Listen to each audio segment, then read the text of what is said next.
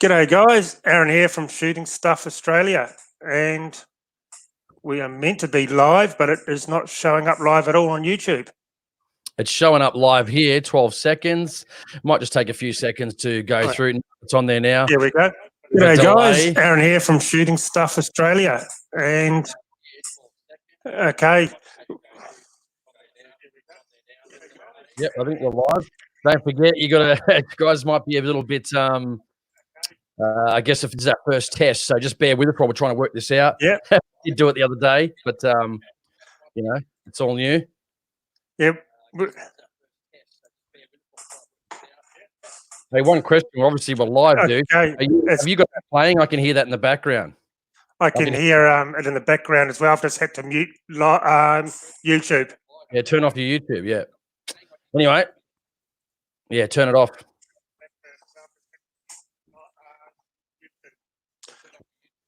Okay, it's all turned off. Sorry, guys, about that. This is the first time that we have used this program, and we're still getting used to it. On my head, look. You know, if you guys want to support the show, you know, help us Patreon so I can get rid of that duck off my head. Yeah, so yeah, bit of a sorry, it just kept on coming back at us, but now we're good to go. Good to see everyone in the chat room, and of course I'm here with Jason, and he does, as he said, have the duck on his head. So if you want us to get rid of the duck, subscribe to our Patreon so you can afford to pay for this program, which is about $400 a year Australian. So yeah, so if you want to kill the duck, sign up to Patreon. Anyway, more fun, isn't it? Yeah, so we oh geez, we've got our first question here about. Well, let's go through the questions first. We've got Robert. He's going hunting. Yeah. Oh, Shane here, directed to you, Jace. You're a Tikka man. What is your honest opinion on a Tikka? Are they worth the money? Because I'm thinking of buying a 7mm Rem Mag, which what you just have brought. Yeah. Shane's a regular on my channel too. So, I mean, I just do it for a bit of fun. So I don't, not like Aaron, who does it full time, not full time, but, you know, obviously most of his stuff's obviously on YouTube. So, yeah, I mean, we weren't going to talk about it yet, but he's probably might as well bring it up now. I just bought, well, yeah, I had a 308, which was really good. Same thing. It was a Tikka 308. I think I had a Zeiss Conquest 3-9x40 on it. So I just, a mate was killing me to buy it, and I thought to myself, I saw a really good deal on, I think it was one of the used gun sites, and one of the guys had wanted to sell a 7mm Rem Mag. The deal was too good to pass up, so I ended up buying it, guys. Sorry if that's not showing up too much. It's covering my face, but this is the 7mm Rem Mag, just a basic, let me get it again, 7mm Rem Mag, stainless steel. It's got, what are they? I think are they a 24-inch barrel? I think they're a 24-inch barrel. Yeah. I'm not too sure. Too sure. Yeah. And it's running the Zeiss Conquest V4 4-16x44. So I wanted something that I could dial because it's got those elevated turrets as well. So I wanted to make sure that I was able to dial the scope, you know, while out in the field. I used to have a Zeiss Conquest on the 308, 3-9x40 with just your basic Plex reticle. So pretty much that was really only good to about 100 meters, which was most of the hunting that I was doing. But yeah, man, they're pretty good. They're not the be all and end all, obviously. I think, like most people, I think the prices have probably gone up to probably a little bit more than what they should be compared to the market, say, of like Sauer or, you know, Hauer and stuff like that. Sure, maybe they're a little bit better, especially the nice slick actions are good as well. But, you know, I think they're just getting it probably a little bit pricey than for, you know, for what they are. I think they need to probably drop their prices by a couple of $100 and, you know, that'd be reasonable. But yeah, 7mm Rem Mag. It's my first time shooting it.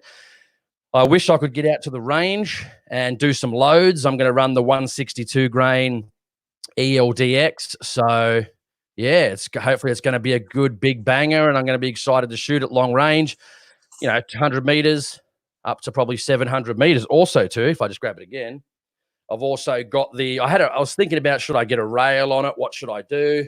But I ended up putting those the tally rings on it, medium tally rings, or no, low actually, sorry, they are low. And someone's probably thinking, what am I doing with this wanky camo stuff on there, the tape?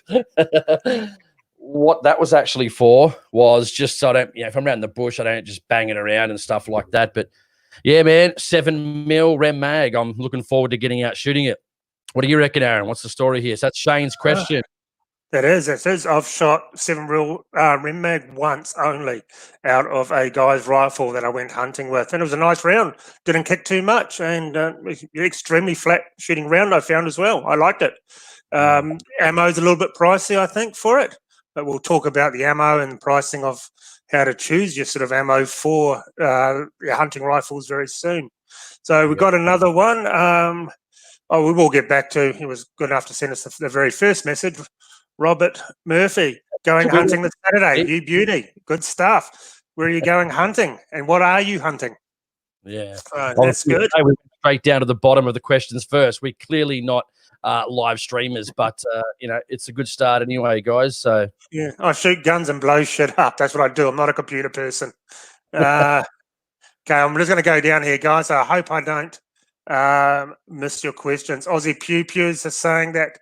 are you going to go from the top? Testing some 7mm. Yeah, we're going down here from the top. Okay. And Crazy Dog. Good to see him back again. Hey, fellas, how's the pistol shooting going? And the type of comps you do when you shoot pistols. Going pretty good to non-existent exactly, because we can't get to our pistol ranges right now. They're all closed because there's COVID-19. I'm not much of a competition person in any field of shooting at all. But when I do it, I've got to do my high cal, of course. And so I shoot a 45 Desert Eagle as well, and a 44 Magnum revolver. And I've got a variety of pistols from 22s all the way up. So I normally just do rolling comps for my pistols and just go down to the club, shoot by myself, and then come home, have a bit of fun. I'm not really much of a competition person myself, but I do the actual high cal contest, which is quite good. I do an indoor range one, a middle silhouette simulated at like 200 meters, but it's only a 25-meter long range. So it's quite interesting with the self-healing target. So yeah, that's a lot of fun as well. You've got a bunch of pistols, haven't you? You got a fair few. Yeah, about 10 of them. Yeah, I love my pistols. I've got my pistol license too, but I don't really have any pistols at the moment. It's just getting a bit too difficult. I still got my license, so it's something I might get back into. I wish you could use them on private land. Wouldn't that be just awesome if you could just use them on private land? I mean, if I could shoot a 308 or 338 Lapua Magnum, why on earth can I not shoot a pistol on private land? According to the organizations, you've got to use the ranges, guys. It's out of bullshit. Like in overseas, you can, and it makes it so much easier for hunting. If you don't get a one-shot kill, which sometimes happens, it happens to everyone. You can go up to it and easily put it down. I know when I was shooting overseas, and you'd go hunting and you take a pistol with you, you got something on the ground that didn't die, and just shoot it. I'd much rather shoot it at close range with a 22 pistol or a 9mm than I would with a 30-06 or a 308 that could come back up at you at point blank range. So yeah, just does my head in. I think there's one law that they should really consider looking at is changing, taking your pistols hunting and on private land. As you said, they're only really effective up to about 100 meters in most people's hands. It's not like they're going to go for miles and miles. And if they do, it's just like a stone falling out of the sky. So next question. I didn't think people would be asking so many questions. Hang on a sec. We've got Aussie Capitalist first. I see one there. Put his one up. Aussie Capitalist. Hey, creeps. Oh, no, I got this one. Where's this one? It's up towards the top. Oh, yeah. Here we go. Hey, creeps. Hey, Aussie Capitalist. Good to see you again. Maybe because of the duck on my head. Yeah. Yeah, we've got to get rid of it, guys. We've got to get rid of it. And good to see Colin here. G'day, Colin. All righty. I think he's a regular of one of you. I see him on your page a fair bit. He's a good contributor. Yeah. Just bought an awesome Mosin Nagant. Okay, so we're slowly going down. Here's Crazy Dog again. Hey, fellas. How's the pistol shooting? Oh, we've done that one. Shit. Just Sorry, calm down, man. Just relax and calm down, man. Calm down. this is the one I was looking for. This one. Best TV I've watched while reloading 300 grain A-tips. Oh, really? A-tips. Here we go. Good little segue. He's got a lot of money. 338 edge. Very nice. I got the 300 rum. So that's what it's built off, the 338 edge. So it's a good friend of mine has it. So you can tell the difference between a 223 and the 300. An awesome round. You've shot my 300, but the A-tips, very nice. I loaded these up for Creedmoor. Some of these are going to go on the PRC. These are awesome things. These are the 135. I do have full review coming out in the next couple of weeks. I did find the heavier ones to actually work better, but they are packaged like no tomorrow, as you can see. So they're aluminium tipped and very accurate if you tune your rifle into it, but they are a bit on the pricey side, but I do like them. I love the Hornady stuff, but like they're a bit pricey. If you got the money, I mean, I'm getting like 1/4-inch groups out of some of my guns with just the ELDXs or the ELDMs. So, I mean, that's pretty much all I stick to these days, Hornady and Sierra. Yeah, sure. There's Sierra for out there as well. The Sierra for target shooting. Oh, yeah, these things are just so accurate. I really like the Sierra. I use it for my 308 target as well. I don't think it was that good for them on even this tip match king for the 150s. I don't think that's great. And maybe we'll talk about that a bit later too, about the ballistic coefficient of bullet, and depends on what you want to do with it. Sticking to the high end weight of a specific caliber to get the best BC. So maybe it's something we'll talk about. Yeah. Well, we've got some gear sitting here. My 3006, I just run this is my main hunting load, the SST 150s out of the 3006. So it's my main one here that I really absolutely flat, going 3,000 feet a second. No matter where I point it on the animal, up to about 300 meters, it's just going down. There's hardly any drop whatsoever. Yeah, right. What were you going to say, Jace? Why don't you talk? Have you got your hunting rifle there? Maybe it's time just to have a bit of, because Shane already hammered us first about my Tikka. Well done, Shane. So maybe you want to talk about your rifle. So this one here is my Browning House Canyon in 3006 with a Leupold 5 HD on it. Now this is a very nice scope as well. It's a 3-15. And I actually love this for hunting. It is an awesome scope. Beautiful rifle, very smooth. Yeah, you would have just seen the video I put out. I was shooting at 1,000 meters. Comes in a greenish sort of a camouflage, and it's Cerakoted. I really do like the Cerakoting on the rifles. Just so much easier to clean, especially when you're out in the field on a hunting trip for a week or so. You don't really have to worry too much about it going rusty, because just clean the bore out, and that's pretty much it. So that's one of them. But I just brought the Sour 100. This is absolutely beautiful. This is their camouflage one. Talk about like a Zeiss on there, is it? Hey, looks like a Zeiss. What's that? V4, yeah, V8? same as yours. V4, same scope. Not wrapped up in band-aids, but it's beautiful scope. I really like the Zeiss. I'm really getting into the Zeiss scopes. So yeah, this is a beautiful rifle. And when I was reading up on the Sours, they actually make or have something to do with the Rigby's, the actions. They produce the Rigby actions. So you get your run-of-the-mill 100, just your black synthetic, and that goes for about $900 here in Australia. And I reckon that is one of the best entry-level hunting rifle that you can actually get into. The Sour 100s. Is that the 4-16 by 44 like mine? Yep, exactly the same as yours. You're different reticle, though. I got the Christmas tree. That was the thing about that too. I was going to get the Leupold VX5 HD literally a day after they put the prices up, so I couldn't justify. Yep. I think the VX5 HDs were about $1,550, somewhere around there.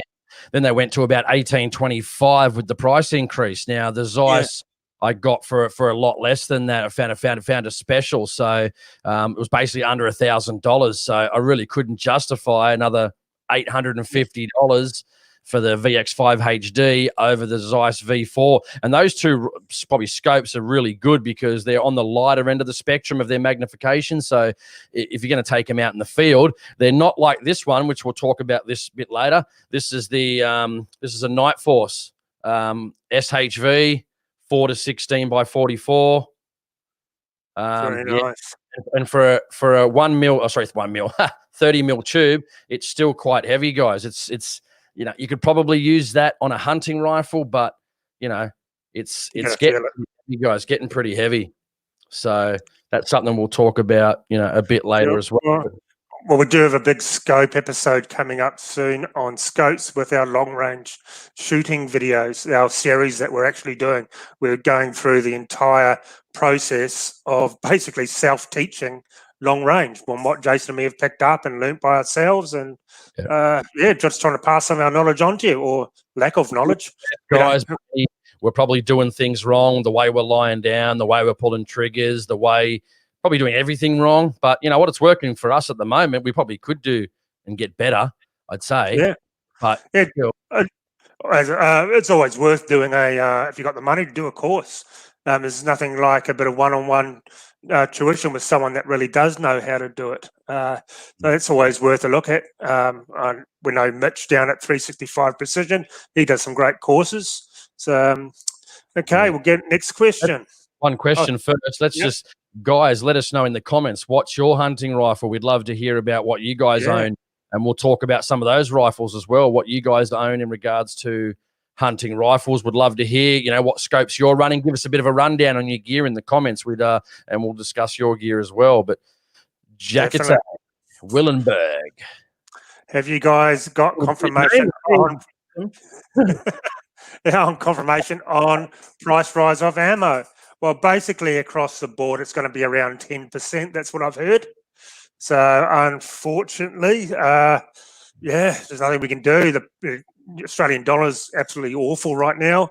Shit. And I think it could be, I'm only just thinking, maybe there could be a little bit of a shortage coming up because America will always feed themselves before they give it to anyone else.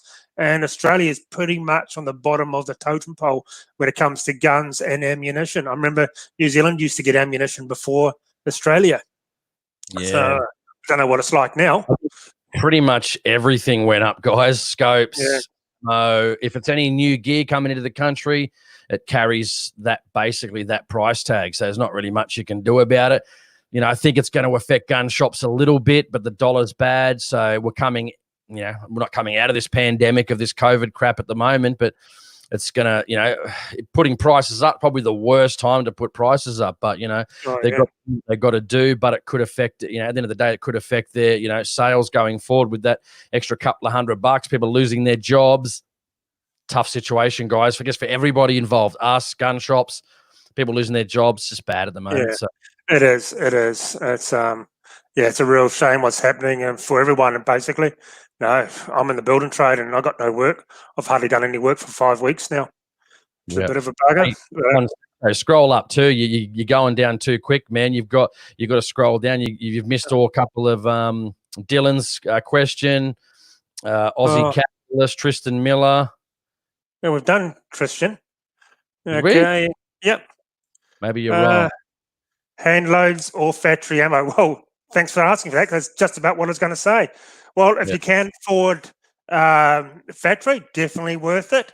If you got the money, but it does cost a lot. Reloading costs you half the price basically. Once you own the brass, it really is a lot cheaper, and the brass lasts for ages. Now people go, you can only shoot 5 shots. Man, I've shot out of some of my 308s, like 20 reloads, and still going strong. So you're not even annealing or anything. You're just shooting and just reloading. Do you full length or do you just neck resize? What are your shoulder neck resize? Neck resize. Okay. Yeah, and just jam that powder in, smash in a projectile and shoot.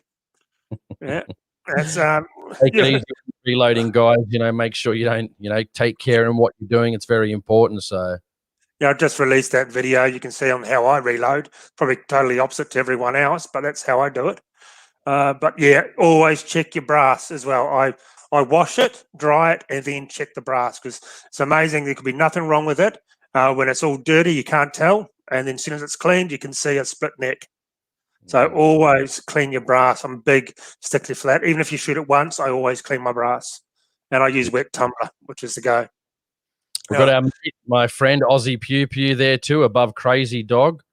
Is he the one that's interested in to see some testing with that 7mm mag? Yep. Yeah. Yep. And we got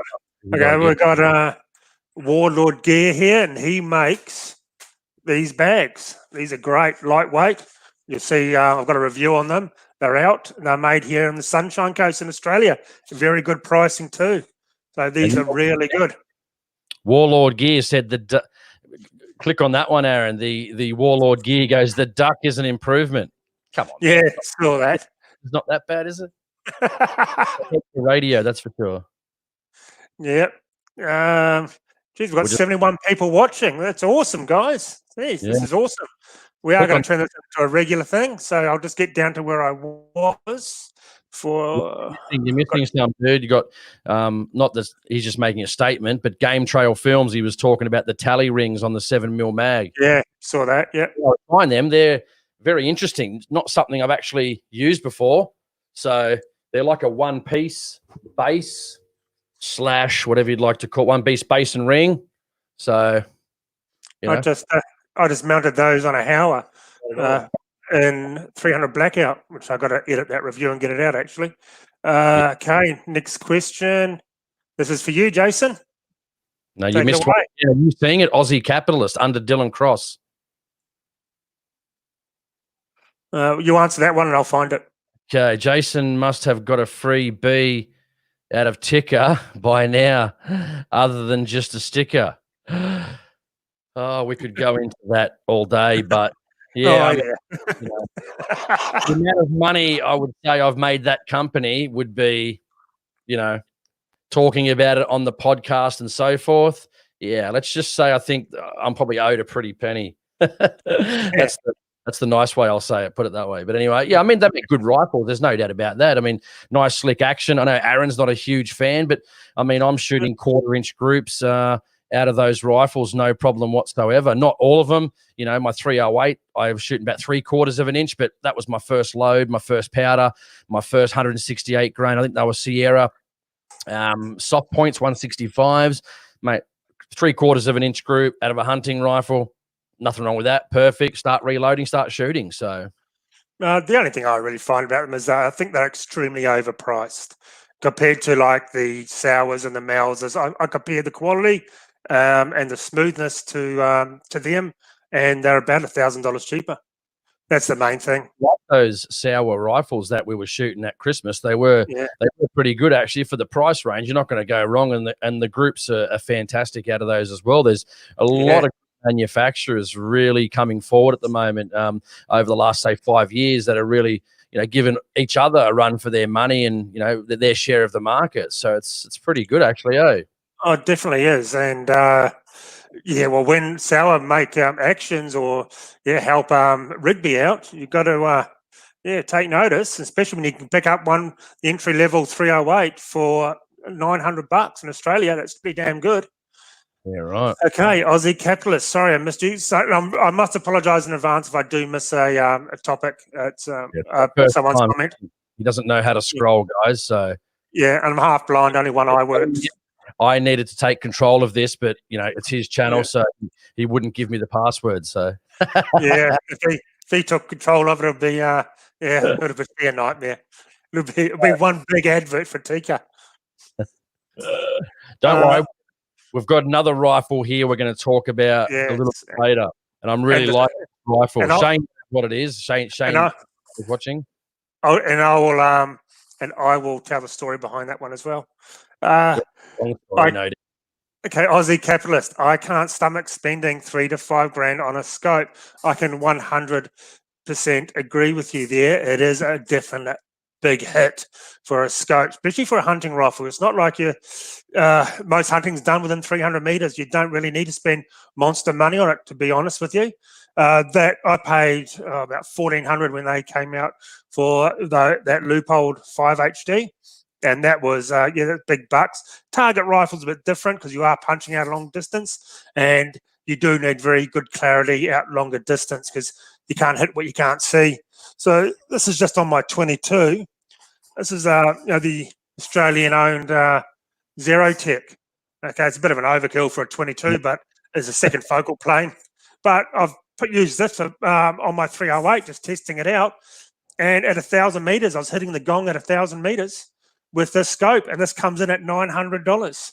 It is a 4.5 to 27, and it's extremely clear. I'm very impressed with these scopes for the money, and their hunting scopes are only around $300 mark, and I compare them to Vortex scopes up to the Viper range.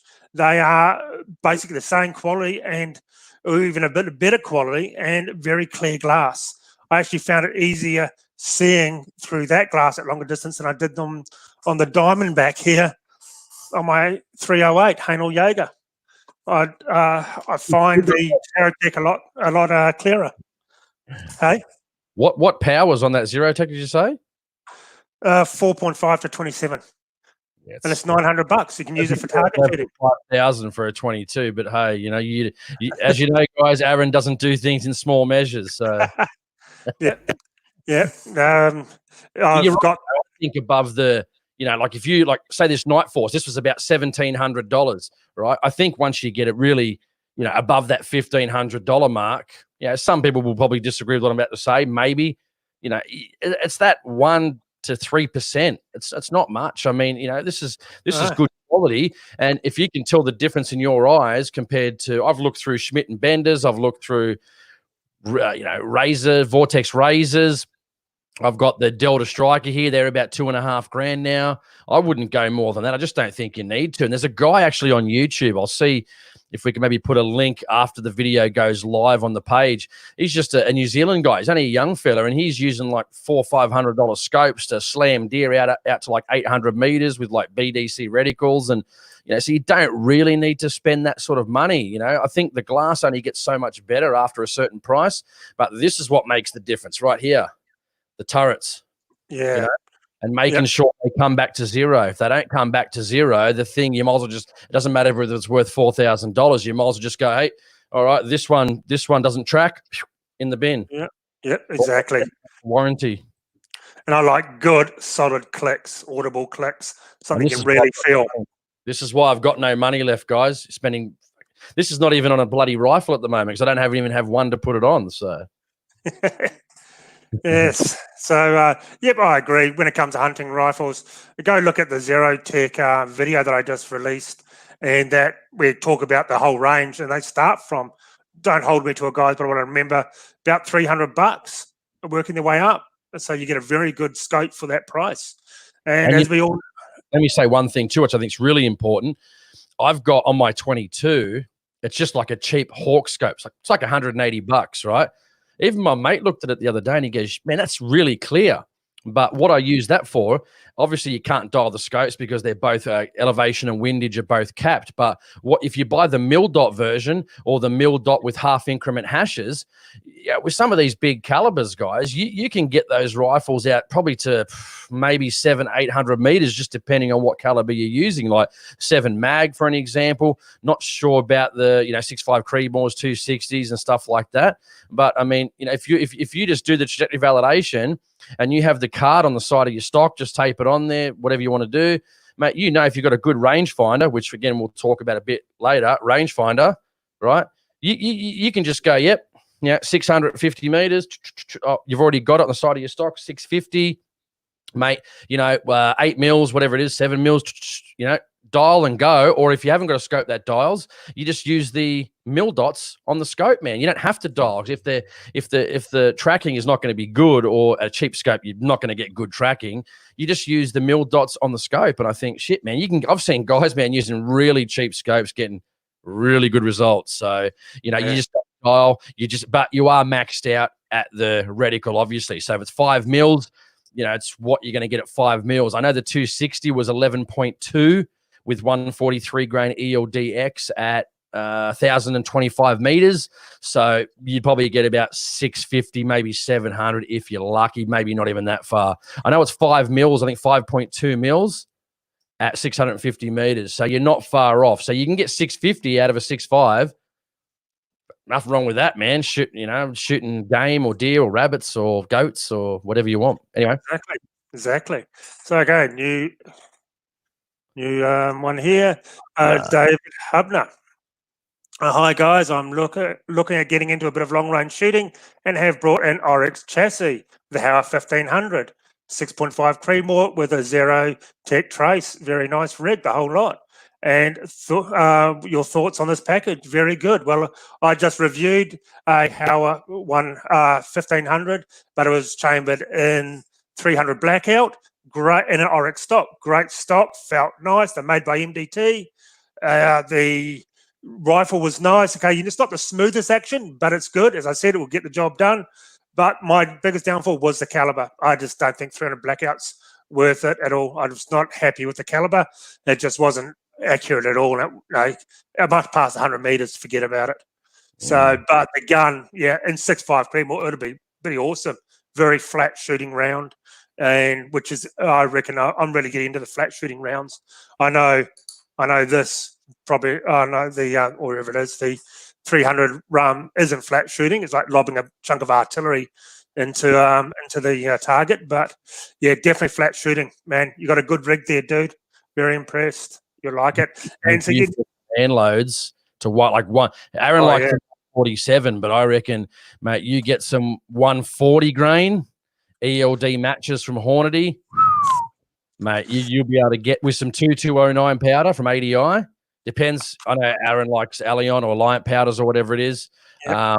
But if you get some 2209, mate, some good 140s, mate, you'll be able to get out to 1,000, no problem. You've got a good, decent rig there, man. Like, even if you add up that price there, that's on screen. I mean, you're looking at probably, $2,000 plus 2.5. Yeah, I'm just looking at what he's got, 2.5 grand, maybe a bit more.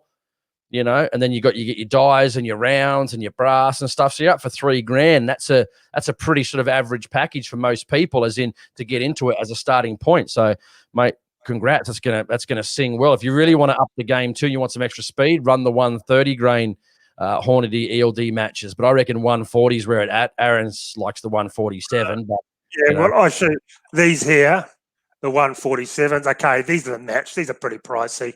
I'm getting groups about that big at 1,000 meters with these, as Jason has seen. I think these are fantastic. 6.5 Creedmoor. These ones, I reckon, are the best you can get. Jason and me tried these, the Federal, at Christmas, 2 Christmases ago, and a Desert Tech, $10,000 rifle. 500 meters was as far as you're going to get with that sort of stuff. 400 meters was pretty much it. As soon as we went to the ELDX, and I was just smashing it at longer distances. No, you mean ELDM, yeah, ELD, because those they don't have a good ballistic coefficient. So at 500, the groups were pretty good.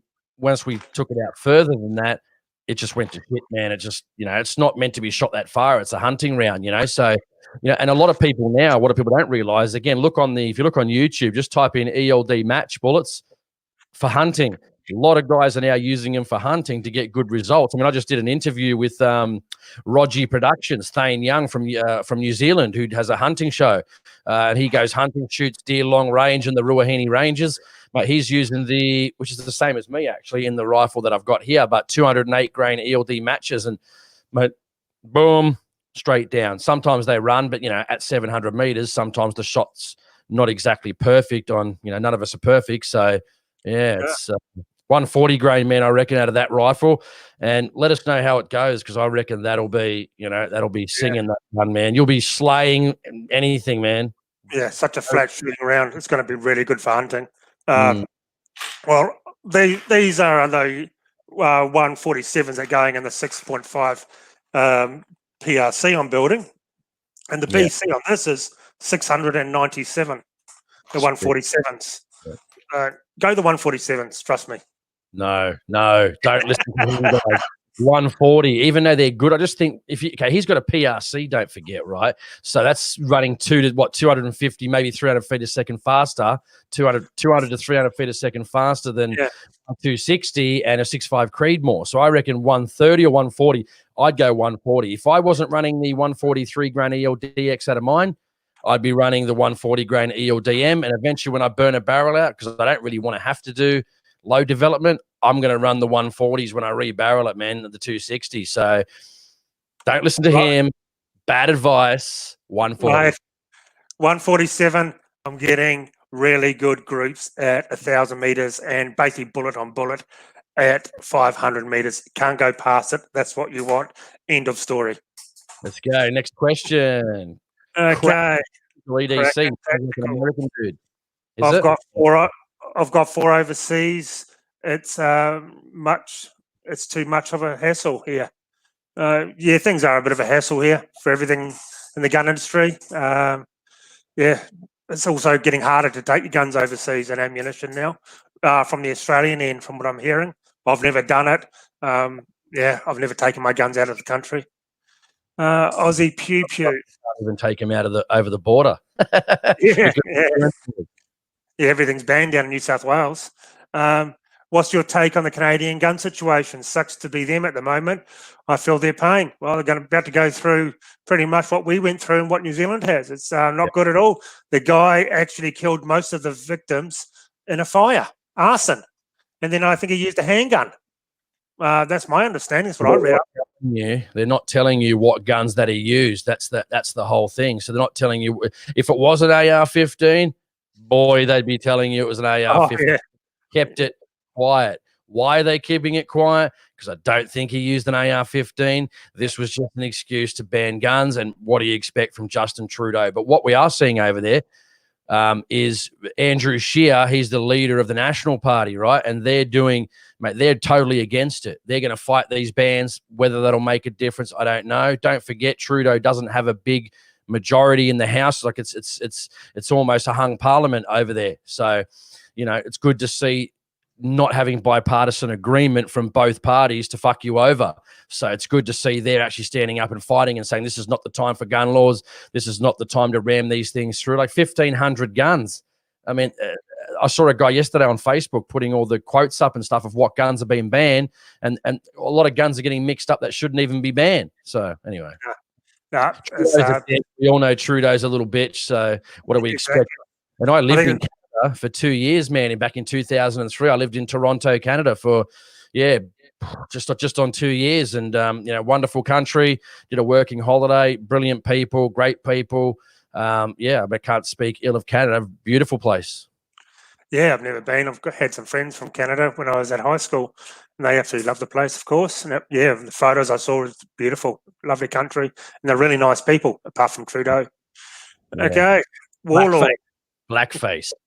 Yeah, exactly. How Warlord gear? They make these bags, guys. Go look up his website. He's on Instagram, and some really awesome stuff. At a mates rates price. Warlord, if you listen. Only about $35, so not too. That's delivered, so that's pretty damn good. How bad is the gun shop situation still closed in Queensland compared to the recreation shooters? Yeah, it's bullshit what's happening. I think they're just holding out for as long as they possibly can, just to try and fuck everyone over and stick it to us.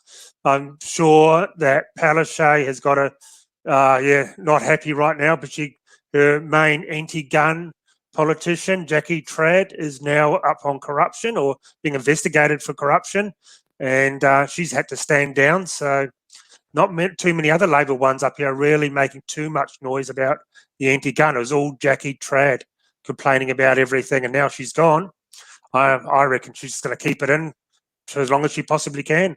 Now, we're hitting pretty much 0 cases every day. There's no reason why it should still be closed, and it's really pissing me off. It's just ridiculous. I think it's interesting, that when I see the gun shops open, I don't think there's not one organisation that's not taking credit for the gun shops opening. Oh, geez, there's another video in total. Is taking credit for the gun shops to be opening. The only ones that are allowing the shops to be open is the police and the government. Nothing happened. The only changes is like in New South Wales, you can now, as of Friday, I think tomorrow, you can get in groups of 10 and stuff like that. If they didn't want the gun shops open, they wouldn't be open. Trust me, it's not our advocacy. The police have obviously backed off a little bit, and they're allowing it to be open via the government. So, but anyway, exactly. that's a whole different podcast or video live stream. Yeah. I've read so many people claiming, and it's just ridiculous. We did this, we did that. No, you fucking didn't. Stop just trying to score brownie points and get membership money. It was weird because some of the ones, again, we're not going to mention names, or the ones that sort of were crowing in probably more so in Queensland about the shops, wanting to get the shops open and doing their bit, and the government's listening. That's the last state to open the gun shops. You know what I mean? So I think we know who it is because it wasn't WSAA because they said absolutely nothing so far.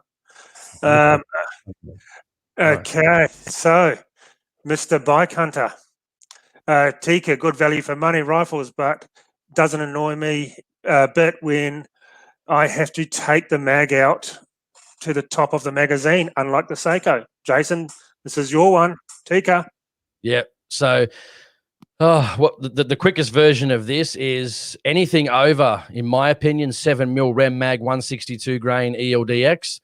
You're going to have to seat them deeper when you're reloading, which is not really what I want to do. I bought a 300 Winchester Magnum in the varmint version probably 8 weeks ago. I want to run the 208 grain ELD matches. That's not conducive. The Tikka is not a true long action. I think it's just got an extended bolt stop. So my two problems were having to seat them at 3.340 from the magazine. And then if I want to make them longer, then it becomes a single shot. And even if it is a single shot, when I was seating them at 3.575, when you're ejecting them, as the bullet's coming out and trying to get out of the action, the tip hits the side and you can't get the bullet out. So then you got to, remove the bolt and blah, blah, blah. So what I ended up, basically, I've lost about $500 on this. It's pissed me off, but it is what it is. I ended up buying this. Oh, fuck, it's heavy. This is a Bagara B14 HMR. My first sort of, I guess rifle away from the Tikka brand, unless my 22s. I do like the CZ stuff. You got your adjustable raised cheek piece. You got your adjustable length of pull with the shims. And the good part about it, guys, check this out. Runs on AICS mags at 3600 overall length or coal. Perfect. No, a true long action. A good, I think it's steel or alloy bottom metal. 26-inch barrel, so perfect for 300 Winchester Magnum. I got one of those cheap. I do normally run the APA Little Bastards, but I've got just a cheap Chinese break on at the moment. A mate recommends them big time, so I thought I'd give them a go. But yeah, and then I got the Delta Striker 4.5 to 32 by 56 on it. Nice. Really, mate, I'm stoked at how good it is, man. These Bagara rifles, they're really nice. I've got a TMOA Night Force rail on it, man. So I'm just looking forward to getting out at shooting it when I can get out. So yeah, it's just, this is again, the good part about it, max magazine length at 3600 or about a bit less, 3575 just to get into the mag. And you're good to go, man. None of this seating deeply. I mean, the Tikka might have shot really well with this deeper seating at like 3340, which I think is the standard mag length for the large mags for like the 7mm and the 300. But, I didn't want to stuff around that, man. I'm not spending any more money on it. I sold it last week to a guy. He was happy. Like, he wants to run 180s. If you're going to run 180s, no problem whatsoever. All good. Yep. So I sold it. Now I've got the Bagara B14 HMR, which is a hunting match rifle. So it's pretty heavy now, but I reckon it's going to kick after that 26-inch barrel. Oh, can't wait to get it up here and we punch the steel out at 1,000 meters. It'll be good to see go. That would be. I like it. Okay, crazy dog. The Canadians have it all. The Canadians have it all right. Can still have semi-autos like the Tavor M1 carbine and SKS. They also have a Conservative Party pledging they change the laws if they get in. Yep, that's awesome. Yeah, it's not all doom and gloom, but Yeah, any gun laws are bad laws, if you ask me. Any changes are bad, no matter what. But it's good that they can still have some. I think it was a big knee-jerk reaction, and you'll probably find they'll let more back onto the list because they probably realise they went a little bit too far, especially when it comes to election time, because they want to save their cushy paychecks, so they could loosen up on their attitude a bit. Okay, and here is my mate James, 6.5 PRC. Bring it on. He's got an awesome 6.5, the Christensen Arms, which is, to me, one of the nicest rifles out there, all carbon fibre. Now, the 6.5 is just an awesome beast. It was such a nice rifle to shoot, hardly any kick to it. And Jesus, it's a fast-moving round. It's just like a laser beam. And just like the 7mm mag or 300 mag wannabe. yeah. Yeah, I will say, here we go, talk it up again. Just like, remember what happened at Christmas time. He was Just lucky. remember that. Shot 1,000. Yeah, come on. Now I was lucky. Half MOA groups, and well, what do you get? 1.5 meter spread. Okay, yes, so yes, definitely, James. I am so happy to be in the part of the 6.5 PRC family. So it's basically, it is a short magnum, and it is like a 6.5 Creedmoor, but on steroids. So it is actually away, hopefully this weekend or beginning of the week. It's going to be coated, camouflaged into a very unique paint job. There's only 3 in the country like this sort of paint job, and everyone's going to be different. So hopefully on next week's show, we'll be able to show it to you. So yep, PRC is definitely the way to go. It is the new hunting round and long distance round, if you ask me. But we are going to. Yep. Let me just say one thing. We're going to go to about 8:20, guys, and I'm just scrolling down. There is a heap of questions, dude. So we've got pumping like our first date. Next one. Shane Gibb used the SSTs in 3006. Awesome. Same as me. That's what I use. The 150s, they are a laser beam, and Jesus, they do some damage on pests. Just absolutely explode the fuckers. Love it. Okay, next one. Hit the button, everyone. Yep, definitely hit the like button and subscribe to the channel. That is the most important. We've got to build the subscribers up, guys, to really, we just got to build it up. I had 12,000 before the channel was deleted, and I'm only on 4,800 now. So, yep, got to share the videos, get them all out to everyone, and hit the thumbs up, because that apparently helps the algorithm. So, yep, definitely. And of course, monetization isn't really working. They're demonetizing most of my videos. So, yep, it's just, here we go again, basically, with the YouTube bullshit. But yes, definitely hit the thumbs up and subscribe. Crazy Dog again. He's on a roll. Been waiting to get an Oceana Precision 223 straight pull. Have you guys had much to do with Oceana? So far, it looks like the producer's some good rifles. I talked to the guy a bit about them. My main thing, I don't want to bag it because I haven't used it, is the price. I think it is extremely overpriced for what it is. But that's just my opinion. It's pushing, what was it, 3,500? Sorry, I'd just get for that. I could basically buy 3 of these sours, which is German-made quality. The straight pulls, they look like an AR-10. They all look good, but to be quite honest, the straight pull rifles, when I've used them out on hunting trips, haven't performed like what a bolt action has. But that's just my opinion. But I just find the price way too expensive. Maybe when they're a bit better priced and that sort of thing, if they work out any parts. I mean, is it a precision rifle? Is it a hunting rifle? Is it a, tactical? And then you've got to get over all the trusted brands that are a bit cheaper, so it's got to enter the market somewhere. But anyway, I've got experience with them. I've only got a Dickinson 12 gauge straight pull. Does an okay job, Shotguns are a bit different because they're way cheaper, and shotguns are shotguns. It's when it comes to rifles, I just find the bolt actions for hunting good. I've hunted with semi-autos, so has Jason. He's used semi-autos. I mean, you can't beat a good AR-15 for hunting. I find very light and easy to use. good for follow-up shots. Shame we can't have him here, but there's not really much point in talking about that because it's just never going to happen. Okay, Chris. Tikka T3 varmint, stainless steel. Yep, that's one for you, Jason. Good man. Look for Bernard. Look forward to seeing the long-range episodes. They are coming. We're going to do the next one on choosing the caliber for you. That'll be a good one. And then after that will be choosing a rifle, choosing a scope, and so on and so on. So they'll come out every couple of weeks. 243 for Fug Vision. 243 is my go-to for the hunting. Yep. 243, man. Yep. The transgender round. Doesn't know if it's a 223 or a 308. It's stuck in the middle. It's confused. But it is a good round. I used to put shit on it, but it's my go-to round for varmints. 87 grain VMAX. Beautiful. When you're going through some of these too, Aaron, some of these are just like statements. So go more so read them before you put them up. Go to the questions. You know what I mean? Yeah. Yep. Some of them aren't really question related and stuff like that.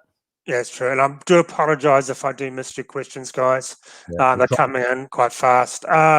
Yep, no, 243. I shot a Seiko one in 243, and it was, Jesus, 500 meters, groups like this. The thing was awesome. Yeah, it is a nice round. Okay. We didn't think we were going to get this much questions, guys. We just thought we'd probably we're up to 82 people. That is awesome. We didn't even think we'd get this. We're just talking about it. Today we'll be happy with 20. And you guys are awesome. And so yeah, so we're going to definitely, this will be turning into a weekly thing. If we don't get to your questions now, re-ask them next week and we will answer them the following week. Or even send some in. It's fine. Bars, we'll read out if you send us emails. Remington 76 Lucky 13 carbine. I got a Remington 7615 and 223. It's fucking heavy, inaccurate, but it's fun and makes awesome power fireballs. I've seen that. Yeah. Yeah, totally impractical, but it is good. Do you fellas know when we can purchase firearms again? Well, if you got the letter, you can purchase them. We've got a letter from the landowner if you have RE1 and RE2 on your license. As for when they're going to take everything off, I honestly thought it'd be this week. They had a meeting last Friday and nothing came of it. I will actually be looking into it tomorrow. I'm going down to I might, if I get time, go down to Browns Plains Firearms tomorrow and catch up with Gary down there, and we'll talk a bit about it, and I'll let you know. But I honestly thought it would be this week, but obviously I was wrong.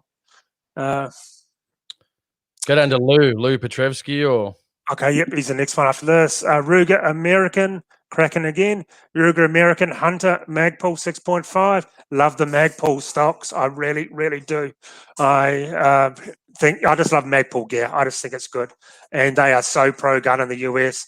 I think they're owned by a couple of special forces guys. And they are absolutely crazy bastards from what I hear. I didn't think, guys, we were going to get this many questions. So when I said, tell us about your gear, I didn't think we'd get many people. So, yeah, we're even talking about, we didn't know what we're going to talk about. How can we strap half along? an hour. Stick to the questions. Stick to the questions. Stick to the questions. Yeah. That's why I wanted to run it, but Aaron wouldn't let me run it, guys, you know. No, you just sit back and enjoy the ride. I'm just okay. It's here. Here's a good one. Newest gun for me is a Mauser M18. Awesome rifles. And this is a 300 Win Mag and a Bushmill Engage. Well, this is my Lithgow 22. And that's my Bushmill Engage on that. Very nice scope. Good entry-level scope. Nothing wrong with them. And the Mauser M18, Jesus, for the price, they're down to about $600. And I'm pretty sure they're owned by Sauer, and they're the same sort of action as Sauer's. $600. I've got a full review on it, a 308 one. Man, guys, you can't go past that. They're just, some of these rifles really are, for that price, are just outdoing ones that are $1,000 dearer. They really are. So I do have a review up on the M18 if you want to see how well that goes. and I've seen them on special for $600. Okay. Hang on. I was going to say. I couldn't find the 5.74. I tried several different stores, out of stock everywhere it seems. Okay, it's for his Mosen. Aussie Pupu, the trusty 308 Howard Varmint, 20 inches, my favourite rig. Very good rig. Okay, 243 or 308. I'm a 308 fan, old school. Depends on what you've got. Is it, I guess, a lot of questions there. Is it your first rifle? Is it, it's your second rifle? Have you already got a lower caliber? If you already have a lower caliber, I'd choose 308. If it's your first gun, I'd go 243 just because you can slay some goats with it, rabbits, foxes, deer, fallow. That's what I would do. And then maybe look at, 308 after that, man. Yep. Yeah, no, I love the 308. I'm a big fan on easy calibers, especially for hunting rifles. You get 308, 223, 3006. You can go 300 Win Mag. You can go into any shop anywhere around the world, and they're pretty much going to have those sort of calibers. That's what I like about hunting, because you don't want to be out hunting and run out. Yeah, okay. And you don't want to have a 6.5 PRC when you're out in the bush, guys. Yeah, but I have no problem loading up things thousands of rounds for a week shooting. But that's more of a target rifle. But if you're main hunting, mine are 223, 308, and 3006. That's what I take hunting with me. Aussie Capitalist. I bought a Ruger Precision 338 Lapua. Very nice. They have gone up $500 from when I looked at it in February. Worst time to buy. I totally agree. And as we all know, once it goes up, it never comes down. Would be good if the change of if our dollar gets stronger again, if the gun importers do show some good faith and lower their prices again and to keep in line. But really, we all know when things go up, they don't come down. No, I was about to say that. They never, ever come down, guys, ever, which is disappointing. Sometimes they do. They did about 5 or 6 years ago, I think. They I was buying like the Tikka, just the general lights in the blued for, they're $8.95. Cheap. Amazing. Yeah. Not that. Also, you got to really watch out. There's a price point that people can afford, and if you're going to try and make a massive price, like some brands out there that we all know what they are, they're going to later on down the track selling, because they're trying to make $600-$700, $800 per rifle. And that's a big markup for the wholesaler. Then the gun shop's got to make them, and gun shops don't make a lot of money. They only make 10% on a new rifle. It's not a lot of money on new rifles, because the pricing they buy it at is very expensive as well. And I think some of the wholesalers out there, not all of them, but some of them do make a huge markup. Okay, Mitchie. Which gun club did you go through to get your Ruger Charger? Okay, I'm going to really hate saying this. I said I'd never say these words again. I was an absolute idiot years ago, and I belonged to WSAA. And that's who signed the form for me. Then again, listen, I've still got my 5-year membership as well. So, it hasn't run out yet. So you can only do what you can do, eh? Yeah, but now I don't belong to them at all, so they get none of my money. But yeah, most gun clubs, all pistol clubs should sign you off on it. I know I've heard my mate through an organisation, they wouldn't sign off him on a Ruger Charger for him. Said, no, we don't think they should be around. We're not going to sign off. So we then told them to go shove their membership. But all clubs should sign off them because they're a legal firearm. Well, in here in Queensland they are. So there should be no reasoning why any club should deny you it, because they all do 22 pistol contests. Reloading is a lot cheaper as well, more obscure calibers. Yeah, I agree totally. If you got like the 6.5 PRC, once you own the brass, it's going to be pretty cheap to reload. And factory rounds, 200 rounds go for about $700. So, yeah, definitely reloading. Would you agree, Jason? Yeah. You're just I'm just a passenger right now. Make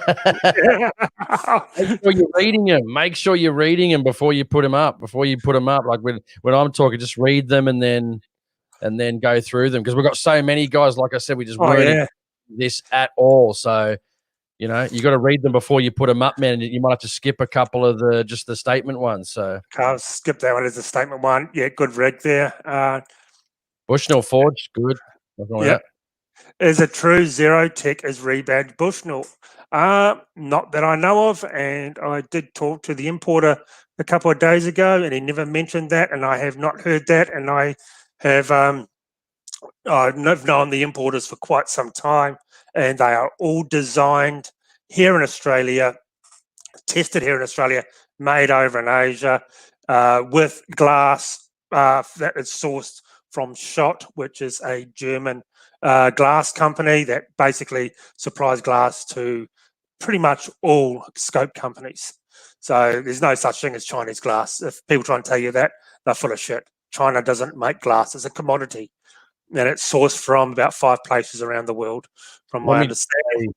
Let me say on that one too, I did a podcast. If you go to the website, australianhuntingpodcast.com.au, I did a conversation with Rick Christiani from Leica Optics on glass and stuff like that. And he talks about the emergence of Chinese glass and actually how good it's actually getting. Not Chinese glass, sorry, the way they grind it. There's only so many people that actually make the glass, like Schott, and then it's the way they grind the glass. And the Chinese, they're getting good at it, guys. I mean, look at Athlon Optics, man. It's one of the Athlon is coming a long way, man. And in 3 to 4 years, they'll be exactly the same. Trust me, they will be exactly the same. Exactly. That Miller one down there, that's pretty good about the dies and presses and stuff. Yeah, that's what I was just going to do. Answered. Tristan, what sort of presses, dies, etc. do you use for long range loads? Do you think it makes much difference getting expensive gear or not? Well, I got some lead dies for the 6.5 Creedmoor. I don't own a 6.5, but I was reloading for I had on loan for about a year from Lithgow, the Woomera, and they're just a normal lead dies. And you saw the groups in the videos, getting MOA groups with it. I was happy, really happy. And I normally use Hornady or RBCS dies, and never really given me any problems whatsoever. So yeah, I think I do like. The only thing I don't like about the Lee is they don't have a locking nut on them, so it can come a bit loose. The lead eyes I got, I swapped them out for one that has a grub screw. What do you reckon, Jace? I've just got RCBS, Redding. I like the Redding dies. I don't like the big stems at the top of like some of the other ones, but yeah, Redding, RCBS. They're good. Nothing wrong with those. And you don't need to spend a lot of money, guys. I've seen guys get really good groups with just your basic Lee stuff, guys. Don't feel like you got to spend a lot of money. Better off getting a chronograph and then making sure the loads are consistent and there's not much standard deviation in the loads. That means each one is close. Each speed of each bullet is similar. And I'm having a problem with my 243 at the moment where they're so close, like great standard deviation, then bang, 2 shots are like 100 feet a second out. I don't know what's happening. Brass, I don't know. But anyway. Yeah.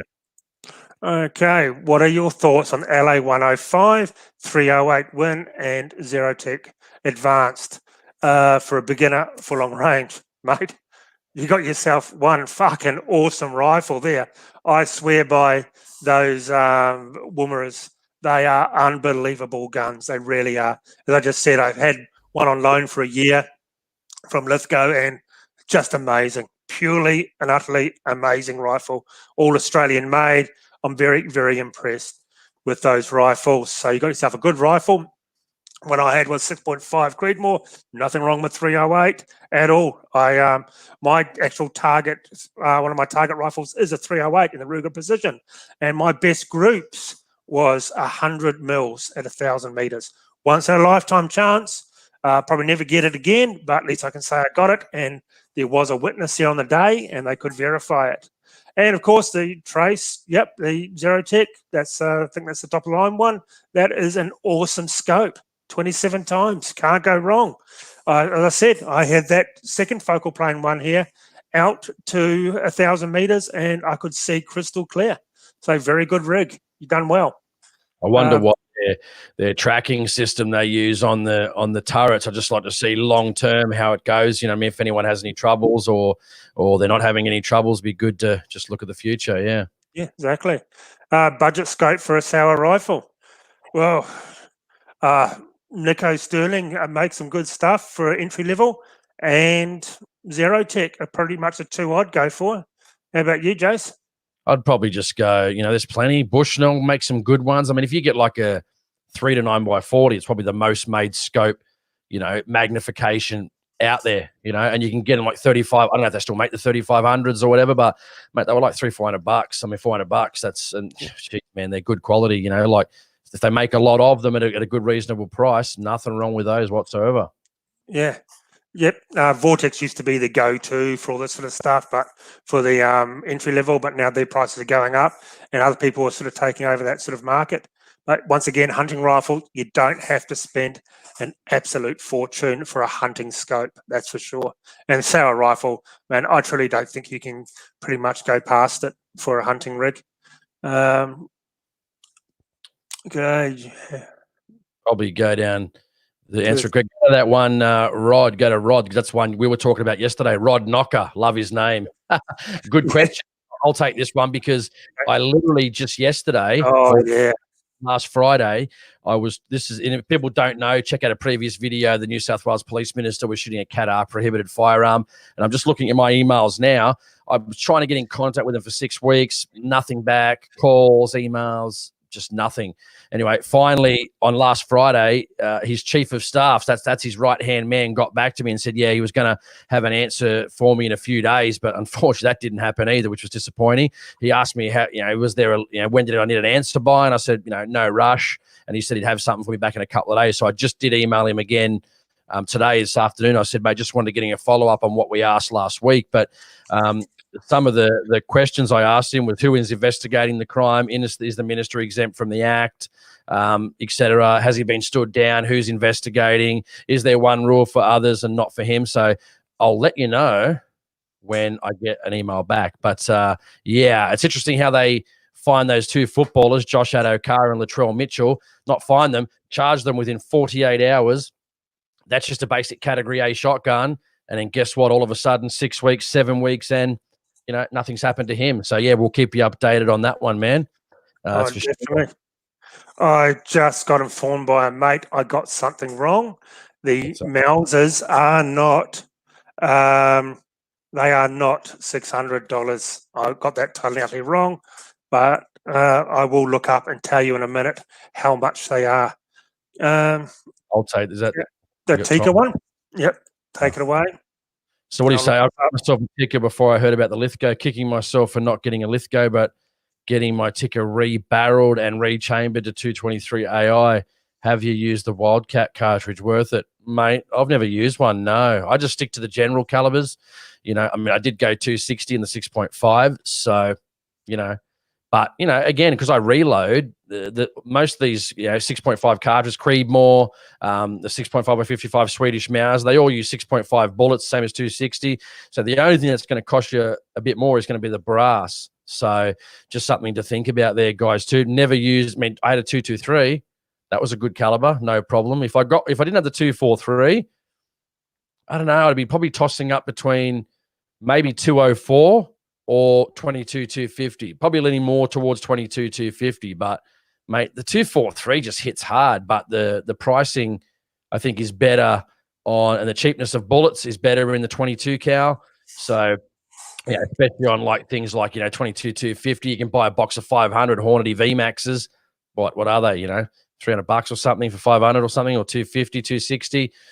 Some of the gun shops just cheap, man. Compared to, but you can get good prices on the 243 87 grain VMAX. I've got 500 of them, and the BC on the 87 grain VMAX is just insane. It's like 400, which is good for a fairly light bullet in that range. So yeah, if I was gonna, if you're gonna run 223 AI, I mean, yeah, man, have at it, have fun. That's what shooting is all about, dude. Exactly. I always say, get what you want. Don't listen to the gun shop. Get what you want, guys. Even if it's it's your money. Your money, buy what you want to buy. Don't let them talk you out of it. And then if you make a mistake, hey, we've done that. I used to put big telescopic scopes on my deer hunting rifles. I'm like, why am I doing that? But you learn these things, and what you liked 10 years ago is not necessarily what you like now. So anyway, Exactly. mate, we've got a power. I just want to reiterate this. The Mauser M18 and 223 is $799, so $800. I did get that wrong. I'm very sorry. And the 308 is $699, $700. Jesus, man! If you want an entry level and that's your price range, you can't go past it. You literally just cannot go past those Mauser M18s for those prices. And then if you want to spend a little bit extra, go to Sauer. And amazing price. You weren't that far off. Not as if it was like 1,500 or something, or 1,000 or 1,200.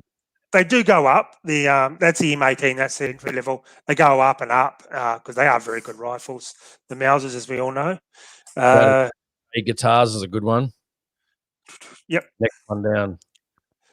Wife is on blood thinners. What centerfire that is a fox to pig worthy and odd range day? Well, I got it. 2 to 3. Yeah. They're laser beams. Buy one of these. Yeah. 2 to 3. Sauer. Can't go wrong. The camo one's a bit more expensive.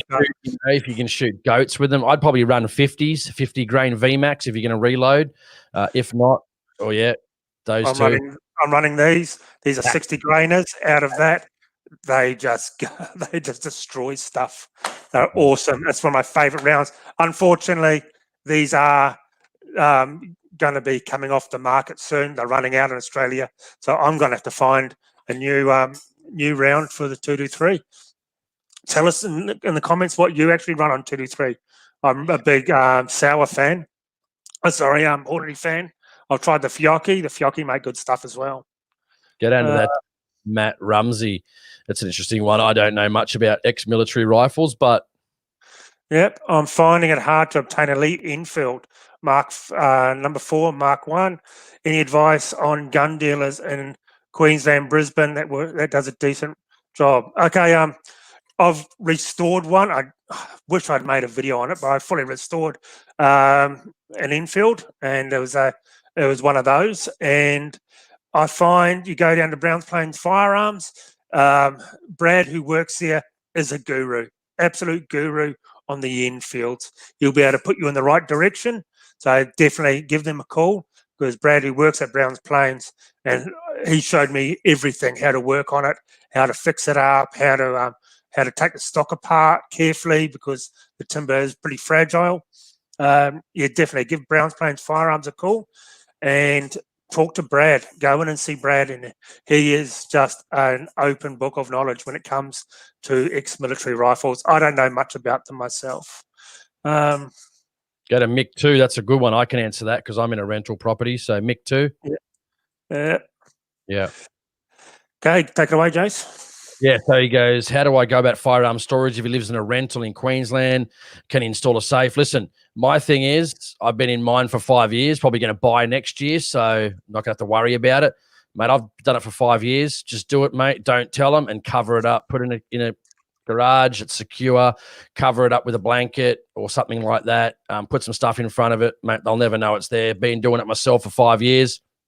They aren't none the wise, dude. Do not tell them. Yeah. That's one key. Do not tell them.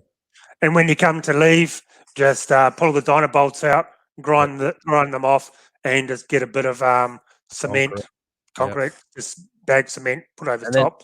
Get a wet sponge over the top, mate. You won't even know it's there. Once it dries out, you won't even know it's there. If you can't get them out, just grind them off and then ding them in with like a punch or something. Try and knock them down.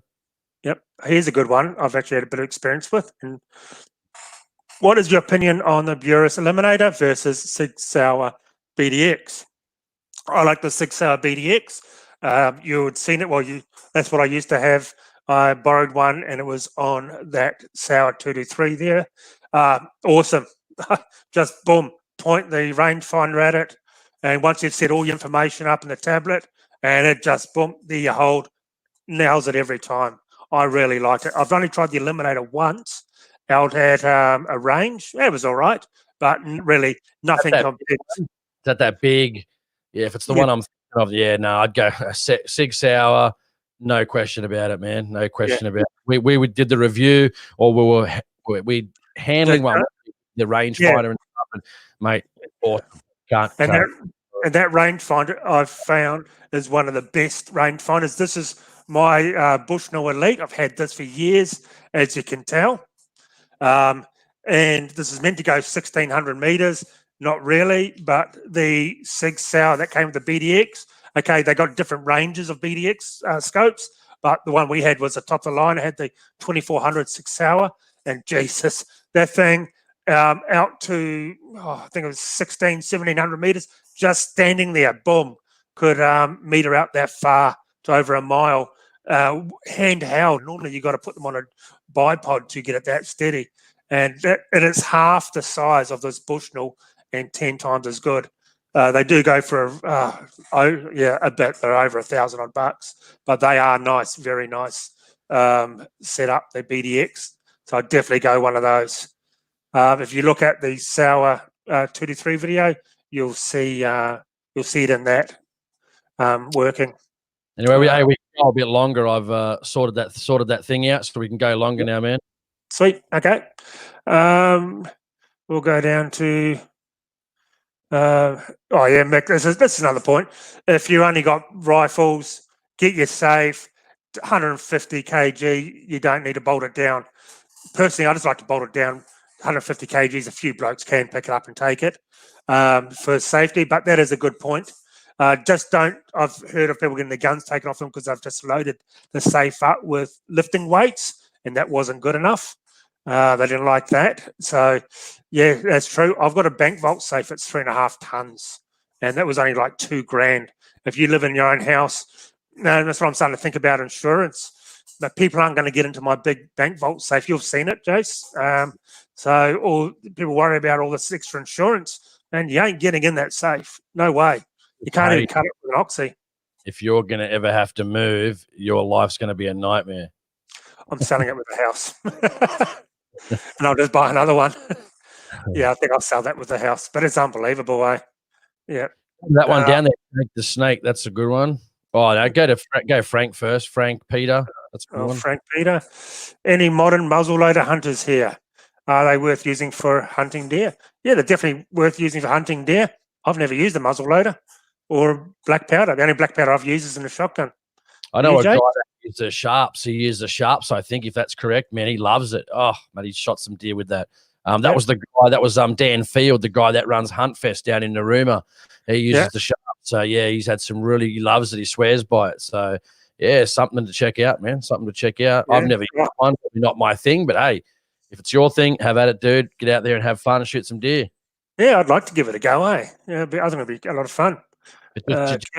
Check out too in your local states. Make sure it's legal in your states and all that stuff like that. If you need to do courses, or I know Victoria's over 270, so I don't know about muzzle loaders down there. But ring up your local authority, find out what the situation is.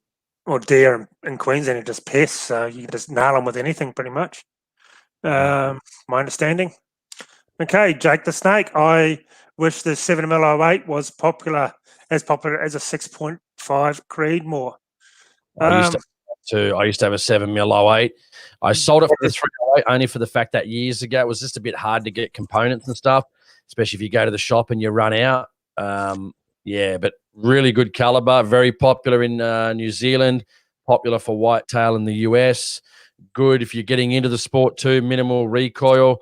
Man, I was shooting some goats with some 120 grain VMAX out of my 7mm. Mate, dynamite. Really good caliber, dude. I mean, you got to be honest, 6.5 Creed, Hornady had really, really good, they did good marketing, man, that's for sure. Me and Aaron always having jokes with each other that it's basically the 260 10 years too late. But, the big company, Hornady's got a lot of money behind them to do. Great company, don't get me wrong, make fantastic bullets as well, but it comes down to marketing, guys. I mean, what's the difference? 6.5, 55 Swedish Mauser, 6.5 Creedmoor, 260 Remington, all good color. There's a bee's dick PRC between them. Okay, PRC. He's not talking about PR. There's not much between them. People say Aaron wanks on about Creedmoor sometimes, and mate. There's nothing. They're basically the same thing. The reason the cartridge is good, in my opinion, is those long ballistic coefficient bullets that are just fantastic, long, thin, awesome. Yep, exactly. That's what makes it. If they didn't have those good ballistic coefficient bullets, mate, the caliber would be dog shit, I reckon. But it's not, and it's got those good bullets. Perfect, mate, for long range shooting, slam stuff at long range. It is less awesome. because it's got less time in the air, so it's not affected by wind so much. Which is Let me really say one thing. There was a guy, I watched this guy on YouTube just the other day, and they had a gong at about 500 yards, 550 yards, and it was on like a bit of rope, and it was swinging. Now, one had a Creedmoor and a 260, and when they were hitting it, it was, swinging a little bit. But as soon as he came in, the guy came in with, I think it was two 12 grain ELDXs in the 300 Win Mag. Oh, man, it was just, that thing was almost like spinning around. It was just decimating that gong at 550. So all depends on what you want to do, mate. If you want to shoot long range hunting or just long range targets, they're going to do the job for you, man. But I can't wait to get that Pagara out and have a shoot of it, man. Yeah, it's going to be awesome. Well, when our overlords let us travel again, you got to get up here. And okay, but Aaron's in Queensland. I'm in Western Sydney, so it's a bit of a shit. But what are you going to do? So I was right. He used an illegal handgun, not even AR-15, in the Canadian shooting, and they're trying to ban everything. Here we go. Mitch and Jason from 365 Precision said 140. I talked to Mitch a bit, so I'll be telling him he's wrong. 100%. 147. Heavier round, goes further, smashes things down. Yeah, 140. You're going to sacrifice speed. It's not going to be huge, but hey, Mitch from 365, 140s, guys. Don't listen to Aaron. Shoot 140. Yes, we'll see. Well, these 135s in the Creedmoor did not like it. Too light. Did not perform well. The 153s, boom, smack on. At all distances, as you'll see in the review coming up.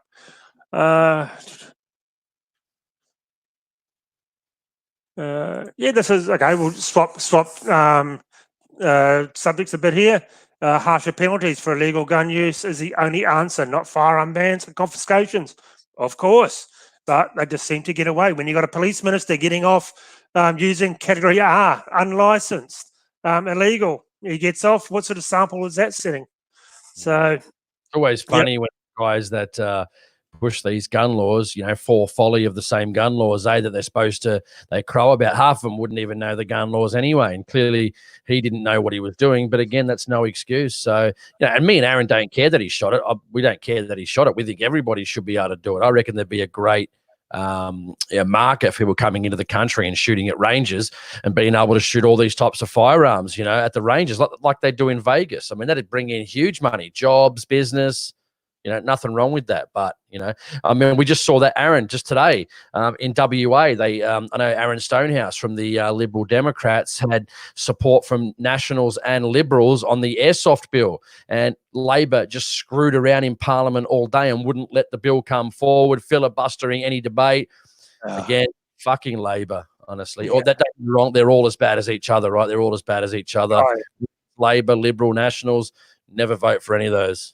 No, exactly. Okay, here we go.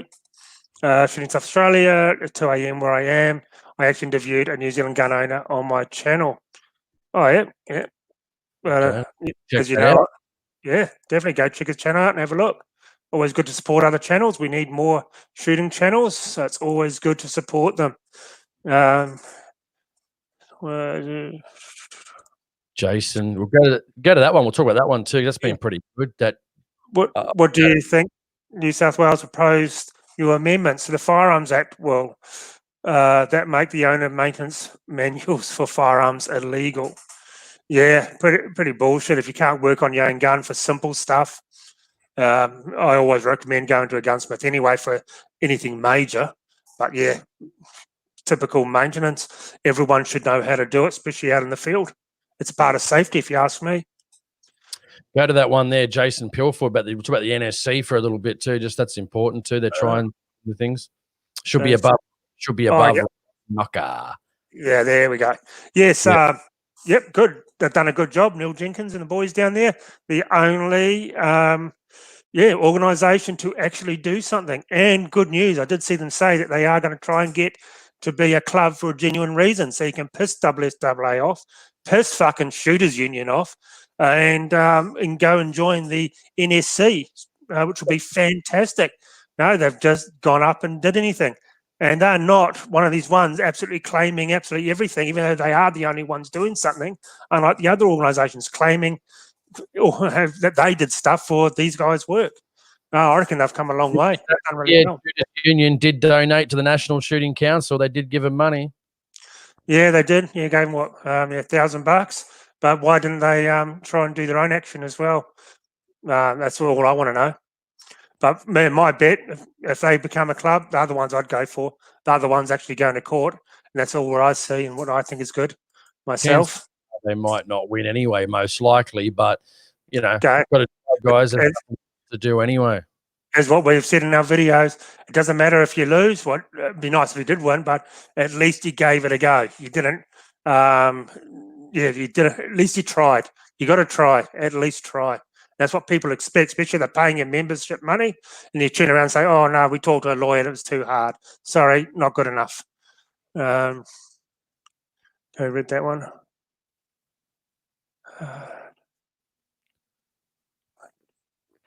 Okay, yeah. I just heard Goulburn Rifle Range is going to start opening on the 24th. I think they had a bit of trouble with the WSAA, didn't they? Yeah, I mean, hopefully they're going to open. Yeah, I mean, hopefully all the ranges are going to open. Soon. Everyone wants to get out there and do some load development and stuff like that. So we'll see what happens, man. We all want to get out to the ranges. We all want to get out shooting and have a good time, and that's ultimately the goal moving forward. So, here you go, Jace.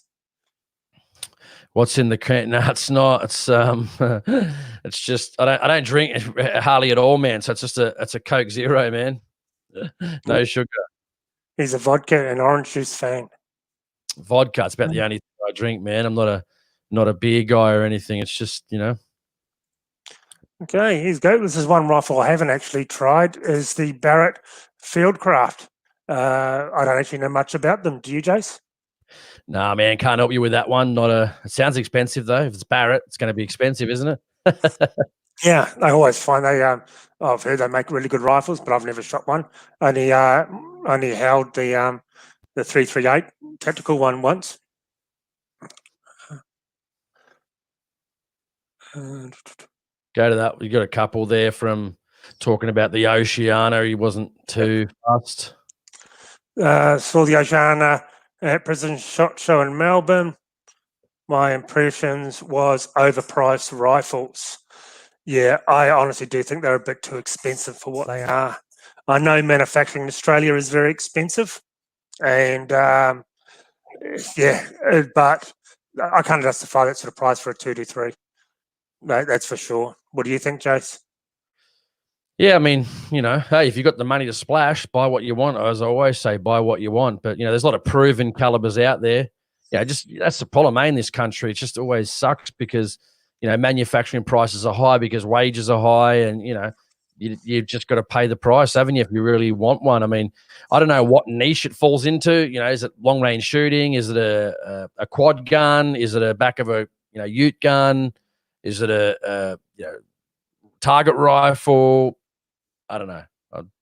I don't know. Yeah, it wouldn't be a choice, but hey, if you got the money and you're dead set want one and you want to have a straight pull or whatever it is, and go right ahead.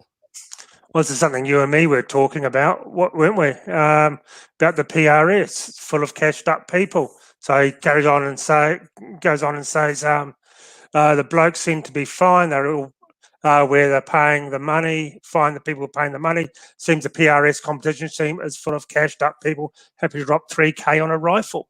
Yeah, I've heard mixed feelings about the old PRC, about that. A lot of people. PRS. Oh, sorry, PRS. Sorry, my fault. The PRS scene.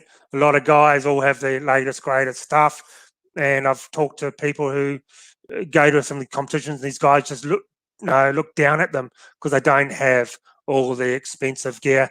And I actually was talking to a guy who had a Hauer 1500 with a cheap entry level scope on it, and he bet a lot of these guys with expensive rifles, and they basically want to give them the time of day afterwards. So yeah, to me, PRS just seems a bit like turn up with your rifle. Yeah, and have fun. It doesn't matter what you shoot, Go and have fun. Yeah, it doesn't matter what you shoot. I've seen some guys with some, just some really entry level stuff, just smoking people, man. So it's good. Yeah, and I always like seeing that as well. Not everyone can afford the expensive stuff, and half the time it is the guy behind the rifle that makes or breaks it. Remember a couple of years ago, I used to, when I had Cat C for my, for clay target shooting, so I bought a pump 870 Remington, and people look at you like, oh, he's got a pump, it's a $300 US shotgun. Man, I was wailing on some targets at the not Field and Game, but 5 stand. And these guys have got, Beretta DT11s worth 10 grand, and Matt was smoking them. He goes, "Oh, you shoot that all right?" And I said, "Oh yeah, it's $300, man." So, it doesn't matter what you've got, guys. The point is, there doesn't matter what you got. It's the skill involved, working up your hand loads, and you can get some good results, mate. Even with the gear, again, hand loads. If your rifle doesn't group, stick to some good hand loads, you'll get that thing, at least good as it can be. If it's not where you want it to be, grab some new powder, grab some new projectiles. I would grab probably new projectiles first, try something different, see how it goes. Yeah, and it's all practice, all those sort of competition shooting. You don't need to spend a fortune to enter it. And don't listen to the idiots on these competitions who belittle people who don't have the greatest stuff.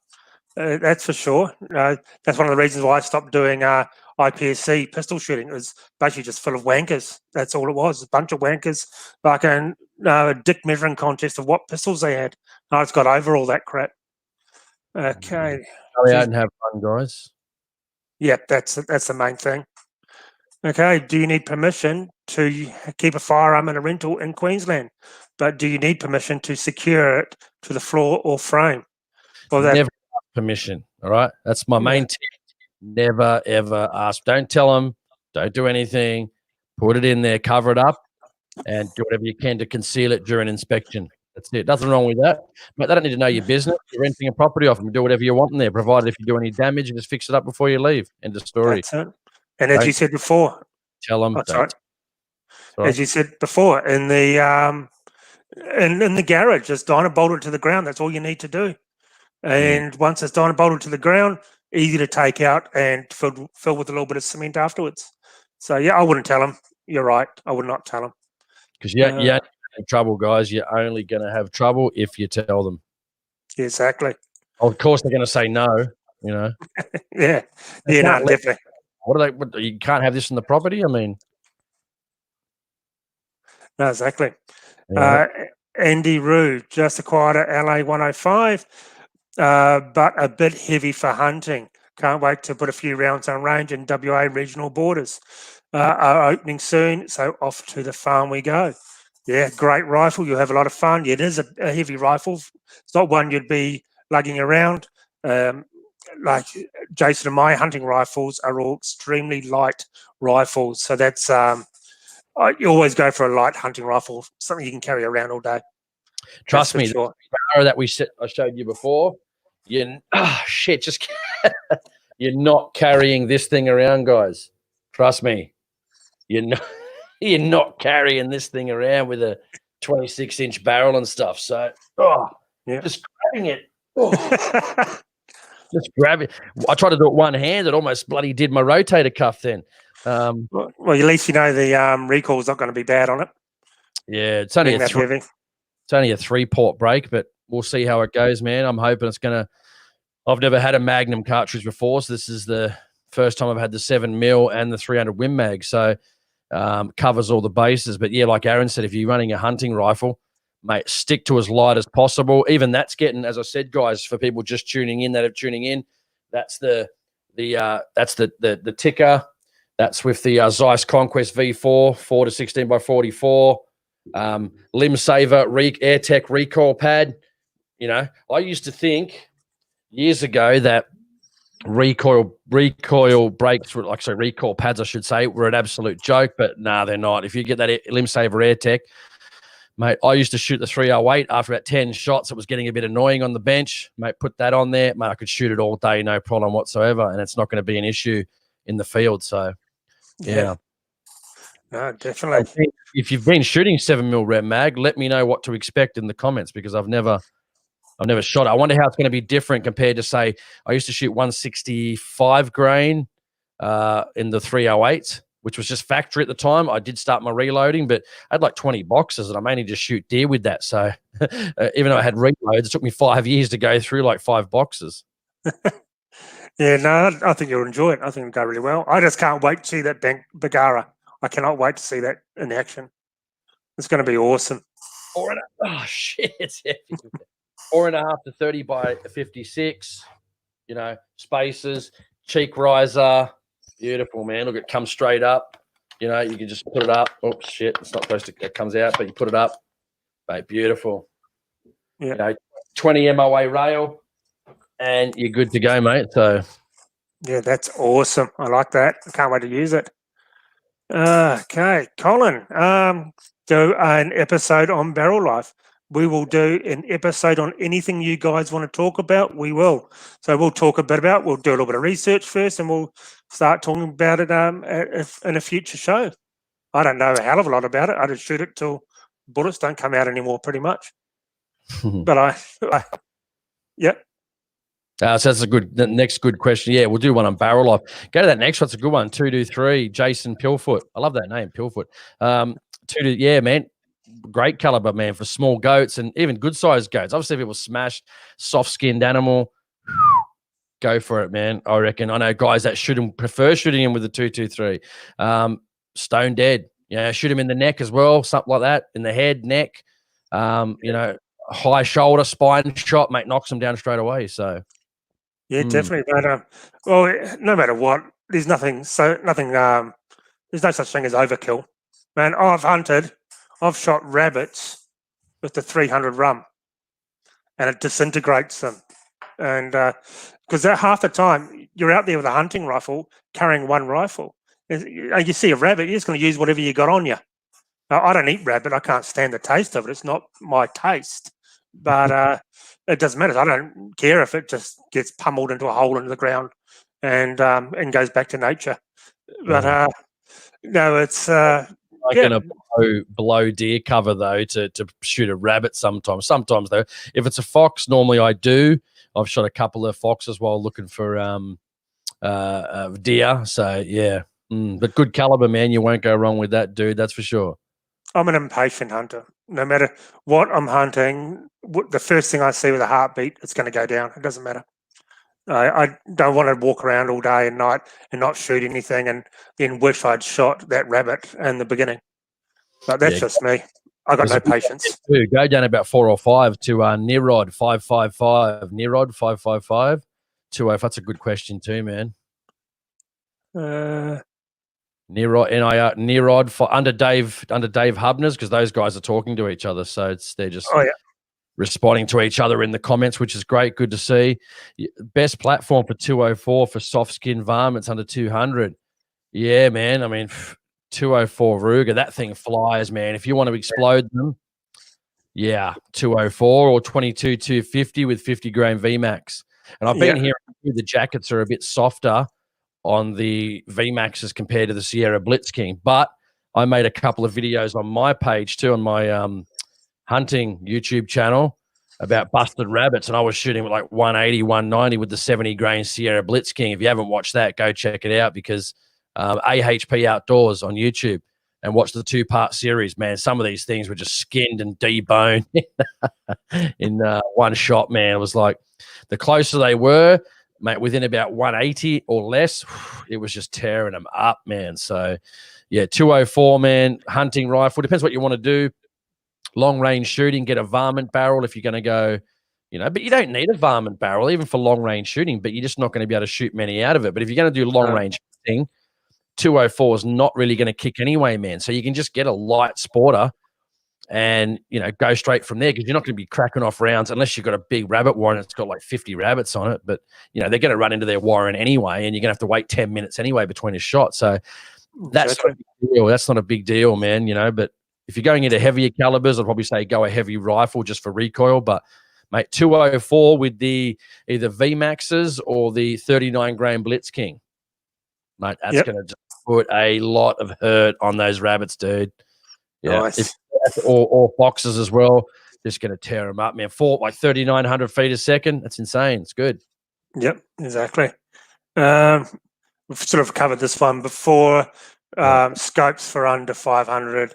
The best ones I found are the Nico Sterling, Zero Tech, and as you said, the some loopholes actually are under 500, and Bushnell.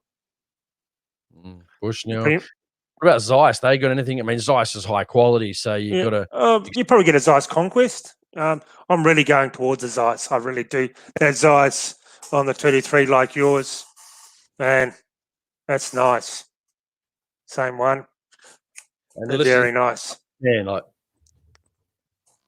I don't know if that's coming through. Yeah, it is. Beautiful. Capped windage, which is good, and because it's a second focal. The only problem I got with second focal plane is that if you want to hold for wind, you got to make sure it's at max power, because it is a second focal plane scope. I'm still mixed on first and second focal plane. Most of my stuff is first focal plane, but at those lower magnification ranges, the reticle is almost non-existent under about 10 power. So yeah, exactly. You've got to zoom in probably that 10, 12, 14 power to get the reticle to be looking good, so you can actually hold for wind, so you can actually see the goddamn reticle. But here's a good one. Question for both of us, actually. What price would you both reckon are reasonable for the new AR style rifles, such as the Warwick and etc., taking into account accuracy, weight compared to regular bolt actions? Hang on, before you do that, I've got you got a figure in your mind. We haven't spoken about it. I've got a figure now, so let's see if we're close. 2. Yeah, I was just going to say $2,000. Yeah, $2 grand maximum, because they are something a bit different. And to be quite honest, this is what I have said to you in the past, Chase. If you're going for one of these rifles, the tactical looking sort of rifle, and at the end of the day, they are just a bolt action, mate. You can't get much more tactical for a good price in the Ruger Precision rifle for $2 grand. So, and my Ruger Precision 308 has proven itself time and time again out to 1,000 meters. So, I reckon go Ruger Precision until these prices come down. Now, there's nothing wrong with the Warwick Firearms, the new model that I just did a review on with the pump action conversion. That was very nice. Nothing wrong with it, but man, I just can't justify $3.5 grand for those rifles. I really can't. Buy a Ruger Precision, $2 grand, done, and you got yourself a tactical looking rifle, and it's a bolt action. All the difference is you're going like this compared to just. That's a difference, and I just can't see that. If you've got money and you got your heart set on one, don't listen to us. Go out and buy one. You know what I mean? Exactly. So it just sucks that manufacturing costs are so high in Australia that it makes it that price. It's not any fault of the company or anything. It's just that's the way it is, and they've got to pay people, superannuation. They've got to pay themselves. They've got to make money. It's just not conducive to making guns in Australia. I don't know why we don't make a good competitive bolt action in Australia. I'm waiting to see. We got Lithgow. Oh, sorry, my bad. Yeah, my Lithgow. Jesus, I've gone totally blank. The Lithgow. Okay, that's only a 223, but I like those. Why don't we? That's going to compete, with that as well. Like, you know what I mean, and then let the best come out on top. You know what I mean? So that's what I think. Yeah, I think they're going for about 1,500. The Lithgow Centerfires around that price. Yeah, I think they're really good. They're worth the money. That's for sure. I can't drop the humble Lithgow, based on where they make them in just over the mountains here in New South Wales. Don't they still make them here, don't they? Yeah, I mean in Lithgow. They still make them there. Yeah. What's the good? I mean, they shoot really good too. That little 22 shot really good too. At Christmas time, we'll shoot. No, it was good. Yeah, exactly. Yep, I love my one. Okay, what's a good chassis to put on a Hauer 223 cost range? The Oryx stock. I really like that stock. It was so comfortable. It's all pretty much one piece, so it's not going to wobble or move around on you. And I think they only go for a few $100, $400, something like that. So definitely worth it for that. Or then you can go up more to the MDTs, but they do cost quite a bit more. You got But for the LSS too. That's quite a nice one. I don't like the ones that wrap around the barrel and all that because you got to. I always like to wipe the barrel down and stuff like that, but prior to storing away. So I like the ones that have an exposed top. So LSS, I think it is LSS Gen 2, maybe. They look pretty good. But if you're on a budget, again, like most of us are, like me and Aaron work full time, so we just we can afford what we can. We save up like you guys to buy this sort of stuff. So I don't get anything for free. I mean, I wish I got it for free, but and we don't get free guns here, guys. That's one of the biggest questions I get.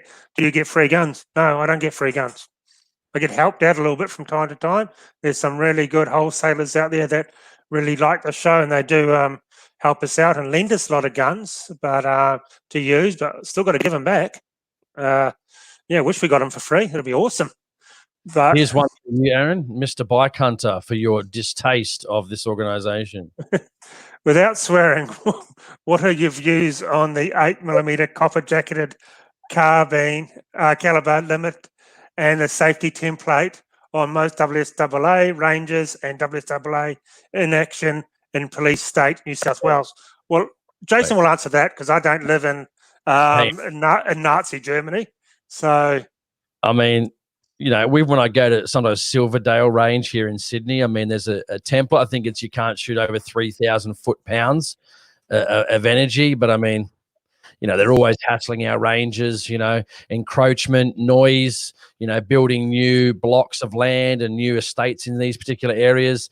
This is the problem in Sydney we're going to face moving forward, I think, over the next, say, 4 to 5 or 10 years is, the encroachment of land, trying to find land to be able to shoot on that's more than 100 meters. I mean, 100 meters, who likes to go shoot 100? It's good for sighting in, but, throwing expensive ammo down range for at 100 meters, not really that exciting. And then, we've only got a 200-meter range here in Sydney. I know they've got Anzac out on the peninsula. I haven't been there, so that is a pretty good one. But as you know, they're always trying to fight to take that office because it's, the headland out there. So we just got to be careful. There's always government trying to ban our hunting, ban our shooting, ban our firearms. So, I mean, it's shit. But, unfortunately, I don't want to back up the WSAA there. But at the end of the day, they've got to follow the rules that they've been given. If they don't, they'll get shut down. So, what do you do? Yeah, it's a shame. Yeah. They got all those sort of restrictions up here as well. But I don't really shoot at a range apart from the pistol range. So, hang on. Dave Hubner. Go to that one. Yes. Well done, Dave. I love that. I was going to talk about reloading. Which one? Okay. Yes. Is this only going to be bigger, guys? Awesome live chat. May have Jason a shot at running it too. Well, he pretty much does run it. Tries to tell me what to do all the time on here. Aaron doesn't like to read things before he puts them up, whereas I'm looking at him, finding out which ones to actually go to. But he's doing an okay job. We'll give him that tonight. It's only his first chance. He tends to read them when he's actually reading them, not beforehand to see which one. You guys are actually talking to each other and stuff like that. And it is a bit hard to see, but give him a chance. He'll get there. Yeah, I'm trying, guys. I'm trying. I've only got one working eye, so I can only see half your messages, basically. That Chris Miller, that's a good one too. We'll get to Chris. I just want to talk about this. We will do a whole show, I think, on reloading because I get asked a lot about reloading, a lot of tips for beginners. We'll do one of these live casts coming up, I think. We'll start the topic on reloading if you want to, Jace, because it seems to be quite a popular thing. Any tips? There's just so many. Go look at my reloading video. You'll see how I do it. We'll do a video soon, I think, on reloading, and Jason could talk about how he reloads. He does a few things different to me, but definitely go look at my video on it. It was released not long ago. I think it's just called Reloading, How I Do It. It could be totally different to most people, but that's a very good question, Travis. I get asked a lot about reloading stuff, so I think we'll do that, and we'll be able to do a bit of a show and tell at the same time. So even if you want to send us some questions to shootingstuffaustralia@gmail, Travis, that you want us to answer, and we'll prepare a little bit for that one and answer some of your actual questions. Okay, Dave. This is only going to be bigger. We already read that. Sorry, my fault, Chris. I'm glad you're playing it twice, though. Well done, because you should let me run it. Yes. Finally found a good fox whistle. The KOD, Kiss of Death, works a treat. What do you guys use? There's the original Tenterfield fox whistle. I don't know that one in particular, but man, years ago, I've even got one now. It's the best fox whistle I've got. It's basically a bit of Colorbond tin, which was when you go to the shops, they used to have the tester, the round one, so you could see the colors. They were like the size of maybe 2 50-cent pieces, like size. And we just bend it over, bend it, drill it 2 holes in top and bottom, one smaller, one bigger. Basically a copy of the Tenterfield. But man, that thing shrills like you would not believe, calls in the foxes like wildfire. So a lot of them, these ones that come out are all copies of the Tenterfield. They just look different. They're just like got a triangle in them instead of a circle, or they just look a bit different. But at the end of the day, the original Tenterfield was the original. So, I'm not sure about this one in particular, but if it's the one that's folded over and got 2 holes in the bottom, it's basically a Tenterfield. But I mean, yeah, we'll check them out. We'll give them a go if they look pretty good. But yeah. Yeah, I've only ever used the electronic coolers. That's all I've used myself. And okay, Shane Gibbs, he's a nice guy. Lucky bastard, he's off to go fox shooting right now as we're talking. Good stuff. Yeah, you lucky bastard. Be here watching the live stream. Okay, we have fox shooting too, guys. I'll just go. All right, that's it. See ya. Yeah, so would I. Yeah. 6.5. This is from Rob's woodworking. I do a bit of woodworking myself, Rob. Not very good at it, but I just built the table in this new office here. I'll put some pictures up tomorrow on it. Hi guys, what's your opinion on 6.5 Creedmoor to 6.5 Grendel? My answer is just get a 6.5 PRC. But, I think the Grendel, I know a guy that I interviewed the other day, Graham Bishop from Taranaki Long Range Shooting. He's got a Grendel, but I think it's a bit slower, isn't it? I don't know a lot about the Grendel. No, I don't know a lot about it. I will look that up, actually. It's an interesting one. But yeah, I do think it's a bit slower. We'll probably come back to the one next week. We'll have a look at that one. Just remind us, Rob, and we'll take a look at it during the week, and we'll come back to it. Go to that Crazy Horse one, because that's a good one about watch out the NZ passes new law. Now go to the one about that. Yeah, because this is good. This is not shooting related, guys, but this should scare a lot of people. This just happened, I think, today. How for the next 3 months, right, in New Zealand, they've already got these new laws coming in for guns and so forth, etc. But they now made it law today that they don't even need a warrant now to come into your premises for the next 3 months based on this COVID shit. Scary, scary, scary. The fact that they need a warrant now to enter your premises they come straight in. It's non-democratic. This is draconian. This is like North Korea type stuff, man. This is insane. Unbelievable. This is definitely Nazi stuff. Very concerned.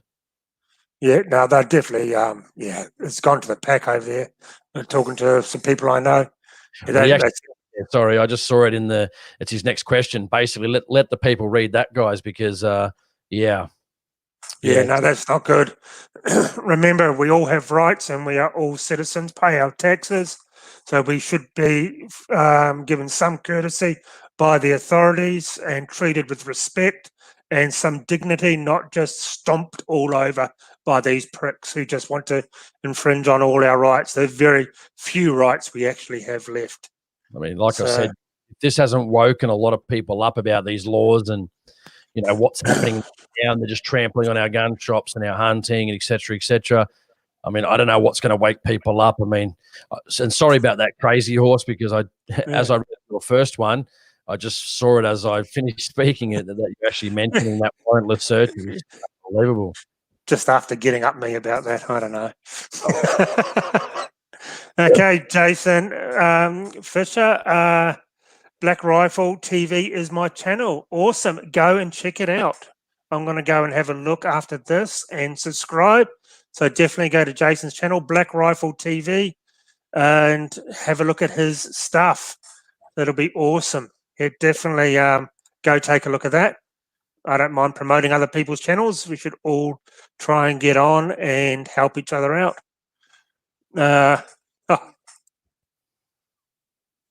What is your beverage and snack around the campfire? Either water or that's about it. Coke, no sugar, or a vodka. What do you like to eat? What do you, I don't know, eating around the campfire? Sometimes I like to make it easy. Bacon and eggs in the morning is always good. Oh, that's a must, yeah. Sometimes I make my own sausages, and I got one of those big, braai baskets. Yeah, you put the big curled sausage in and put it over the fire when you're out hunting, and then you just cut off little pieces. Love taking the deer sausages out for mates when we go hunting, but man, easy and simple, man. Sometimes the best method is to get those little alfoil containers from Woolworths with the sort of top lid that you can put over, make up your meals before you go, and then just heat them up in a camp oven on a trivet. Take the top off, drop them in, put your camp lid back on, and basically it's like an oven, and you can heat up whatever meal you've got, mate. Great idea, guys. So I do that myself sometimes. I make the meals. I take my trivet in my camp oven. I take the lid off the alfoil container, drop it in, lid on. 10 minutes later, it's heated through. 15 minutes later, it's heated through. Just don't go too hot because you'll end up cooking it and burning it. You got good, tasty meals. And you know what? You don't have to do any work. You just freeze them up and then take them with you. Saves you have to take all this extra crap, like trying to make good, tasty meals when you're out in the field. Good option. Yeah, it's me, potato chips, Jack Daniels, and Coors Lager. All sorts of potato chips. I'm a connoisseur of potato chips. Eating chips. Every time I talk to him, he's munching on some chips or something. Yeah, beer and chips, you can't go past it. And normally when I go out hunting during the day, or even at night, I take a few muesli bars with me and a few cans of Coke as well. I don't like energy drinks. I just can't stand the flavour. They've just never been to my taste. So I take cans of Coke when I'm actually out spotlighting, and muesli bars, basically. Around the campfire, bacon and eggs are a must every morning because that's my holidays. Some wraps with you as well, some wraps and stuff, some cheese. You can wrap bacon and egg wraps. You can, there's plenty of options, guys. Cook over the fire, camp oven meals. Chuck in some spud, some chicken. Some stock and that, and beautiful, dude. Definitely. Anything, man. Anything goes, pretty much, guys. This is a nice message from Jake the Snake. Thanks for the response, guys. Fucking great show. As always, I can't believe your views are so low for such great information. Yeah, well, it definitely is a bit of a kick in the nuts losing the channel. It's very hard to get your subscribers back, but we'll get there. I'm not one to give up. So we will rebuild and we will get bigger again in time. The main thing is, guys, you've got to share the videos. You've got to share the videos whenever they come out. Share them on your Facebook, on your Instagram. Tell your mates about it, and definitely get everyone to subscribe to the channel, and it will rebuild. It's just hard once you lose your channel. As we all know, Honest Outlaw Reviews lost his channel this week, and I've talked to him a bit, and he was one of the only channels that was nice enough to promote me when I lost my channel. So I highly recommend to go over to his Facebook and Instagram and support him on there, and try and get hold of YouTube and tell him to get his channel back. He was hacked and put up some Bitcoin stuff or something, videos, and it violated their conditions, and they terminated his channel. But I actually talked to him yesterday, and he is in conversations with YouTube. It's a very slow process, but he is such a nice guy, old outlaw. So, thank you for that, Jake. What else? I've skipped a few by accident here. You had heaps of support from the US too, which was good. Man. Oh, yeah. No, the US channels probably did the most. The Americans just came out in droves to support me. It was unbelievable. Tal Flattermouse did. I got 1,000 subscribers in an afternoon, and he just did one plug for me. I owe him heaps, and when I'm over there, I'm going to hopefully catch up with him and make some videos. Him and Officer Greg and that, were kind enough to wear some of my hats on their show, and I sent them some Vegemite, which they almost died. Definitely, it's a channel to go support. The Gun Collective helped me out as well, and Fit and Fire, which I'm actually going to be on his show next week again. They all support me and help me out, which is really good of them. So here's a bit of a long one, multi-question one. B song, Tikka and how is the way to go. If it is start, if just start, it's all about you, not a gun. Yeah, that's true. It's all about the shooter. And there's a bunch of those that are just talking about other stuff. Too many wankers. Yep, totally agree. And he talks about Mick Ellis one. That's a good start too. Yep. And he whispers on the Queensland border might be opening. I've heard 3 months. I've heard next month. You just don't know. You can go over. You just got to download the permit and get the permit, and you can go. I know people going over the border now. They just get the download the free permit, and they're away, just driving over the border. I think a lot of people are going down there to buy their ammo, to be quite honest. I like this guy's name here too, Kevin Rudd the Stud. Yeah, we talked to him before. If you're talking about the former Prime Minister, I don't know if he'd be classified as a stud, but I'll take this one. A 1 in 8 twist for the Ruger 204. 55 grains can shoot up to 1 kilometer with the same foot-pound energy as a 22 LR. True, but also too, if you're running those 55, I've never seen people run 55 grains. I normally see them running the 39 grain Blitz Kings, the 32 grains, I think. But also, if you're going to try and shoot that far, it's possible, but I probably wouldn't be shooting that far in the wind because you shoot straight, it's probably going to end up here. You know what I mean? Like, it's true. Very light bullet. So yeah, but yeah, those 204s, mate. They're the duck's nuts too, I reckon. That's why there's always a fight between 204 and 22 250. Like I said, only for availability, I'd probably still do 22 250, but yeah, that 204. I'll look at one. That's for sure. Yeah, wouldn't mind getting my hands on one actually. Colin. Yeah, definitely. Colin, would my RPR Ruger precision rifle be effective shooting rabbits on property with a Bushnell 2-7? Yes, it would be, but you won't be carrying it. That's for sure. I forget, is he talking about his Ruger precision? They make a 22? They make a 22, yeah, and 308, 6.5, 300 Win Mag, 338 Lapua. I'd say he's probably, if you're talking about the 22, Colin, hell yeah, man. Get out there and slay those rabbits, dude. I reckon, it'll just, be awesome. Head shoot them. You've got one, haven't you? You've got the Ruger Precision 22. Yeah, the 22 is right here. Yeah. Yep. Yep. It's a great rifle, but once again, it is heavy. I wouldn't really be carrying that around. And there's too many pointy stuff, sharp stuff, pointy, things to dig into you. Where you get something like the Lithgow in 22, it's all nicely rounded and everything. Not too much is going to stab you. So it is the CZ457, and I put the LSS Rimfire chassis on it as well, and it does make it a lot heavier. But I've also got a T1X in the 22 with the light barrel, 16-inch barrel, which shoots pretty good too. So a bit of both. Hey, just buy both. Buy a heavy one for a bit of fun, long-range shooting and hunting, and one for your walkabout little bunny gun. Definitely. Buy lots. Just buy. Buy. You can never have enough guns. Don't anyone tell you you got too many guns. Now, here's something I do know about. Crazy Dog, what are your thoughts if Ruger made 1022 lever release? Well, I talked to the NIA sales rep. They actually approached Ruger to do that, but they wouldn't do it. So that's why they went to the Savage A22R, which is built off their semi-auto their 22R or A22, whatever it is, the semi-auto one in America. So they actually did approach Ruger first to do that, and Ruger didn't want to do it. So, that's the answer to that one. So unfortunately, because I love the 1022s, they are such an awesome gun. Why don't you just give us a 1022 instead? Yeah, that'd be nice. Yeah, exactly. Here we go. So, Give us the original. Yeah, yeah. How come Lithgows are cheaper than the Warwick Firearms in Oceania? Very good question.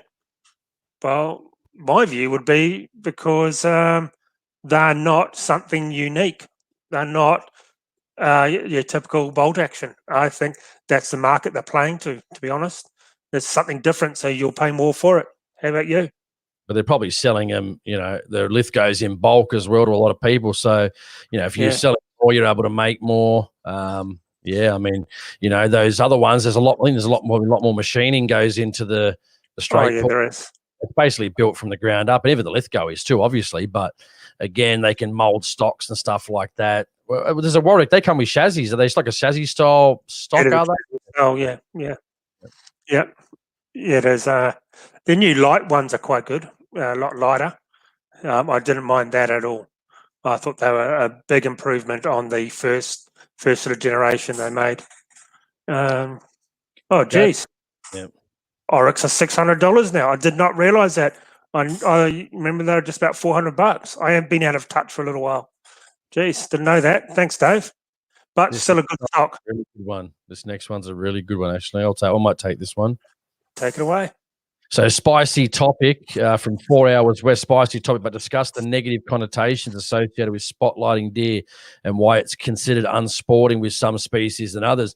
Now, I had this issue the other day when I released my bunny busting mayhem videos. Now, I put a lot of effort into those videos, and people were saying, well, what's why are you shooting? Why don't you shoot him with a 22 and all this stuff? But you got to understand too, sometimes with pest control, the farmer wants them gone. He doesn't want his stock, his cows falling into holes. So he doesn't care about, head shooting him and taking him for meat. You're under strict instructions to go out there and basically shoot as many as you can. And sometimes that's the same for farmers when they've got their own properties and they're growing certain types of things.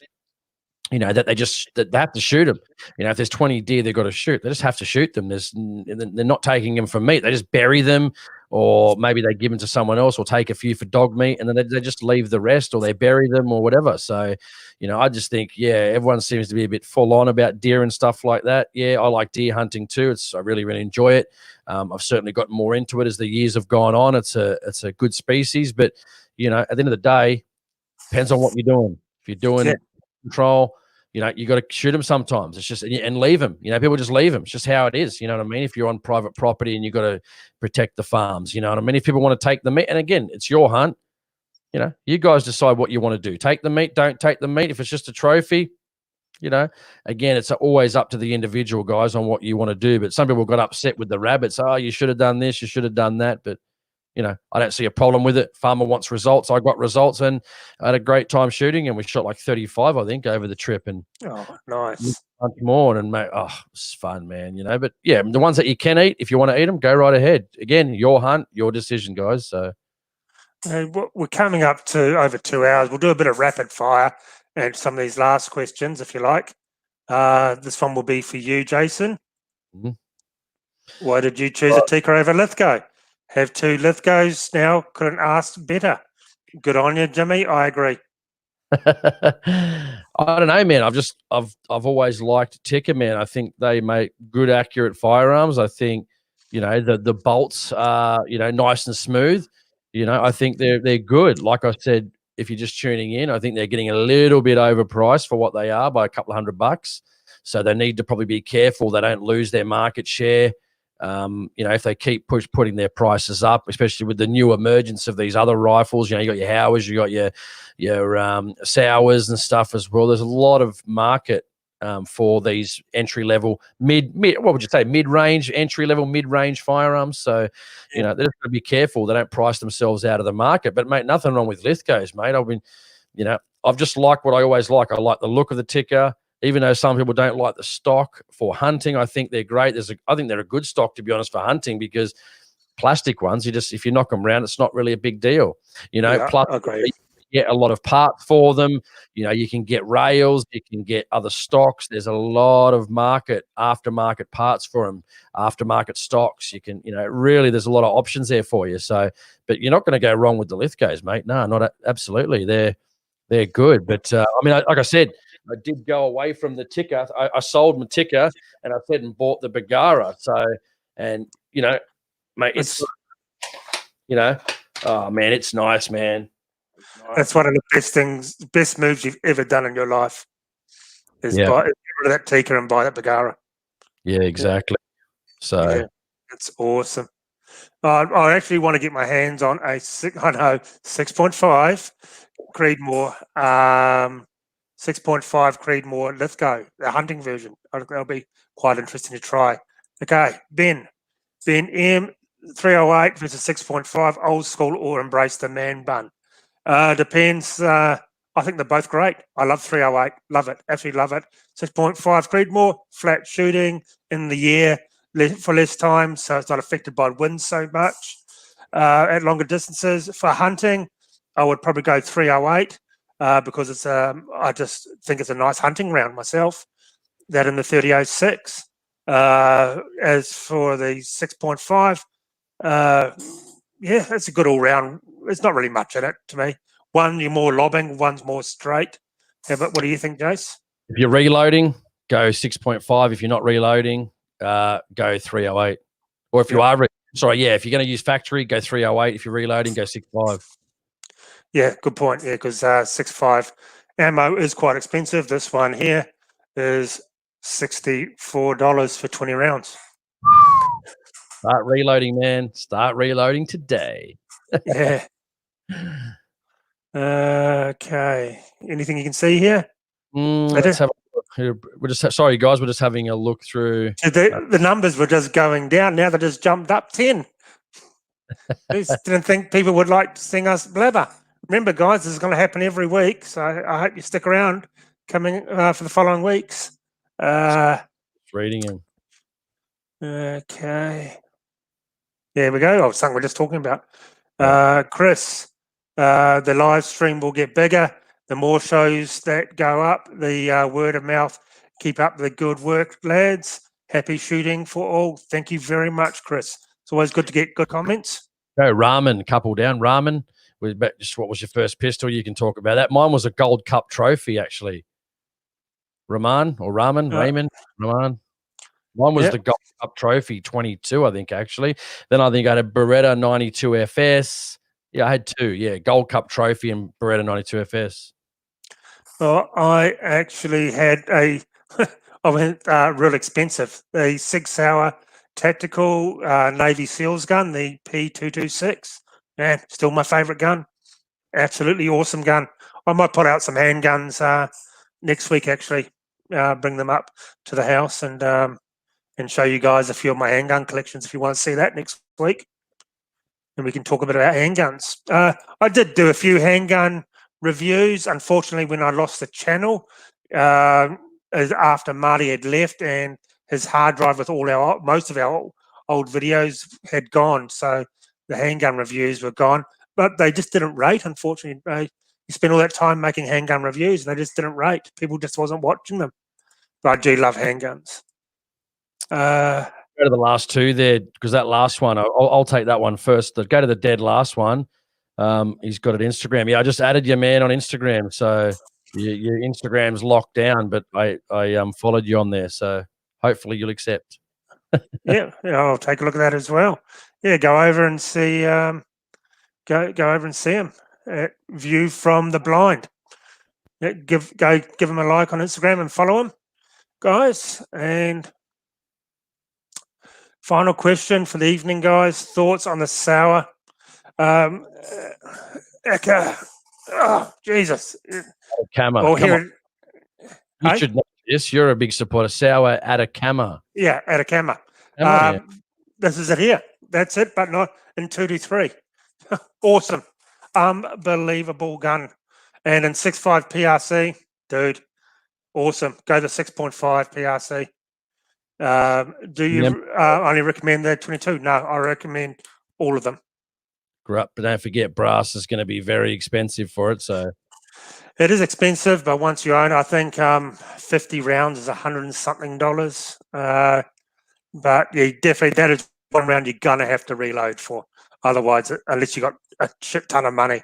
But yeah, this in 6.5 PRC, dude, you got an absolute winner. And I did read one article on 6.5 PRC, and they did say it's one of the greatest hunting calibers out there. That wasn't from me either. Go to that last one too there. That's a good question from, I can answer that one. It's Liam Cumbo or Kumbo. Yeah, so Cat C, yeah, I've had it for a long time. You know, it's a lot of work to get it. You know, depends if you're shooting, competitive clays at the range. You know, I had a fair few. I sold most of them. I still got it on my license, but you know, I still do a fair bit of target shooting here and there as well, clay targets. Yeah, I mean, if you've got the genuine reason to get it, go right ahead, man. I mean, you just got to go to your doctor and stuff like that and get the medical certificate and, you know, obviously apply for the license. But yeah, I mean, it's not too bad. The only issue is getting brand new guns. You have to go to the Attorney General to get the permit. And it takes like 4 to 6 months. It's just a shit process. You can buy secondhand. You can buy anything secondhand like normal. But if you want brand new, you have to go through the Attorney General. If you've got it for sports shooting, it's just a nightmare. I've done it a bunch of times, and it's a bit of a shit process, you know. But you know, if you didn't need it, if you didn't need it, would you recommend getting it just for the hell of it? If you don't need it, no. I mean, if you're not got some sort of issue with shoulders and stuff like that or whatever, there's no real point, you know. I mean, I just use a good under and over. It'll do the job for you. But, you know, if you want to go through the process, just be ready. It's going to take a long time. So, yeah, definitely. Oh, well, geez, well, so much for being an hour for this. So we're at something, but I rescheduled that. So, this has been absolutely awesome for our first episode, guys. We were going to be happy if we got 20 people, and it got up to 90-something people, and been averaging around the 60 to 70 people. We really appreciate it, guys. Your support. You guys are amazing, and we will keep doing this next week. If we didn't read your message tonight, feel free to re-ask it next week, and we'll answer it. We had so much stuff here to show you and talk about hunting rifles, right? Bipods, torches, rangefinders, scopes, knives, everything, torches. We had everything here to show you, and that is unbelievable, guys. It's you've really made my my day with all your questions. It's just amazing. You guys are awesome. Couldn't ask for better supporters for the show, I reckon. Really couldn't. So you definitely tune in. It'll be the same time next Thursday, 7 o'clock Eastern Standard Time in Australia. We'll try and keep, you know, like a bit more on topic next time, guys, and we'll be able to talk about this stuff and all some of the stuff we've got and that sort of thing. We'll probably try and keep it to about an hour and 20 minutes, but for the first one, we might as well extend it out and have a bit of fun and, you know, do what we can. We're not professionals. We're not the best people in the world. We're not the most experienced people in the world. We're just two regular Joes like people in the comments there. So, you know, we're no better than anyone else, guys. So, you know, just if we can help, if we can, great. If we can't, well, we can't, you know. Yeah, definitely. And it's been, it's been fantastic. I did not expect this great response from you guys. Really, really happy. And so I hope you guys do keep tuning in next week, and we'll answer all your questions. And if I remember, I will bring out some handguns that I shoot and show you my competition guns and my everyday sort of stuff I take to the range. So once again, can you just hit the subscribe button and thumbs up on the video and all the other videos, and have a really good week, guys. And you'll get rid of the duck, man. The duck. Yeah. Please subscribe to the Patreon if you could, and we can afford to get rid of that duck. And we can finally kill the duck. This program is this way. Go up. Yeah. So if you could just sign up for the Patreon, the actual gun review videos I make cost me a lot of money to make, and and money. I know everything's pretty tight right now, guys, but if you definitely, the most important thing, hit that subscribe button. Subscribe to the channel. That is the most important thing. So, guys, have a really good week, and thank you very much, Jason. And we'll talk to you in 7 days. Have a good one.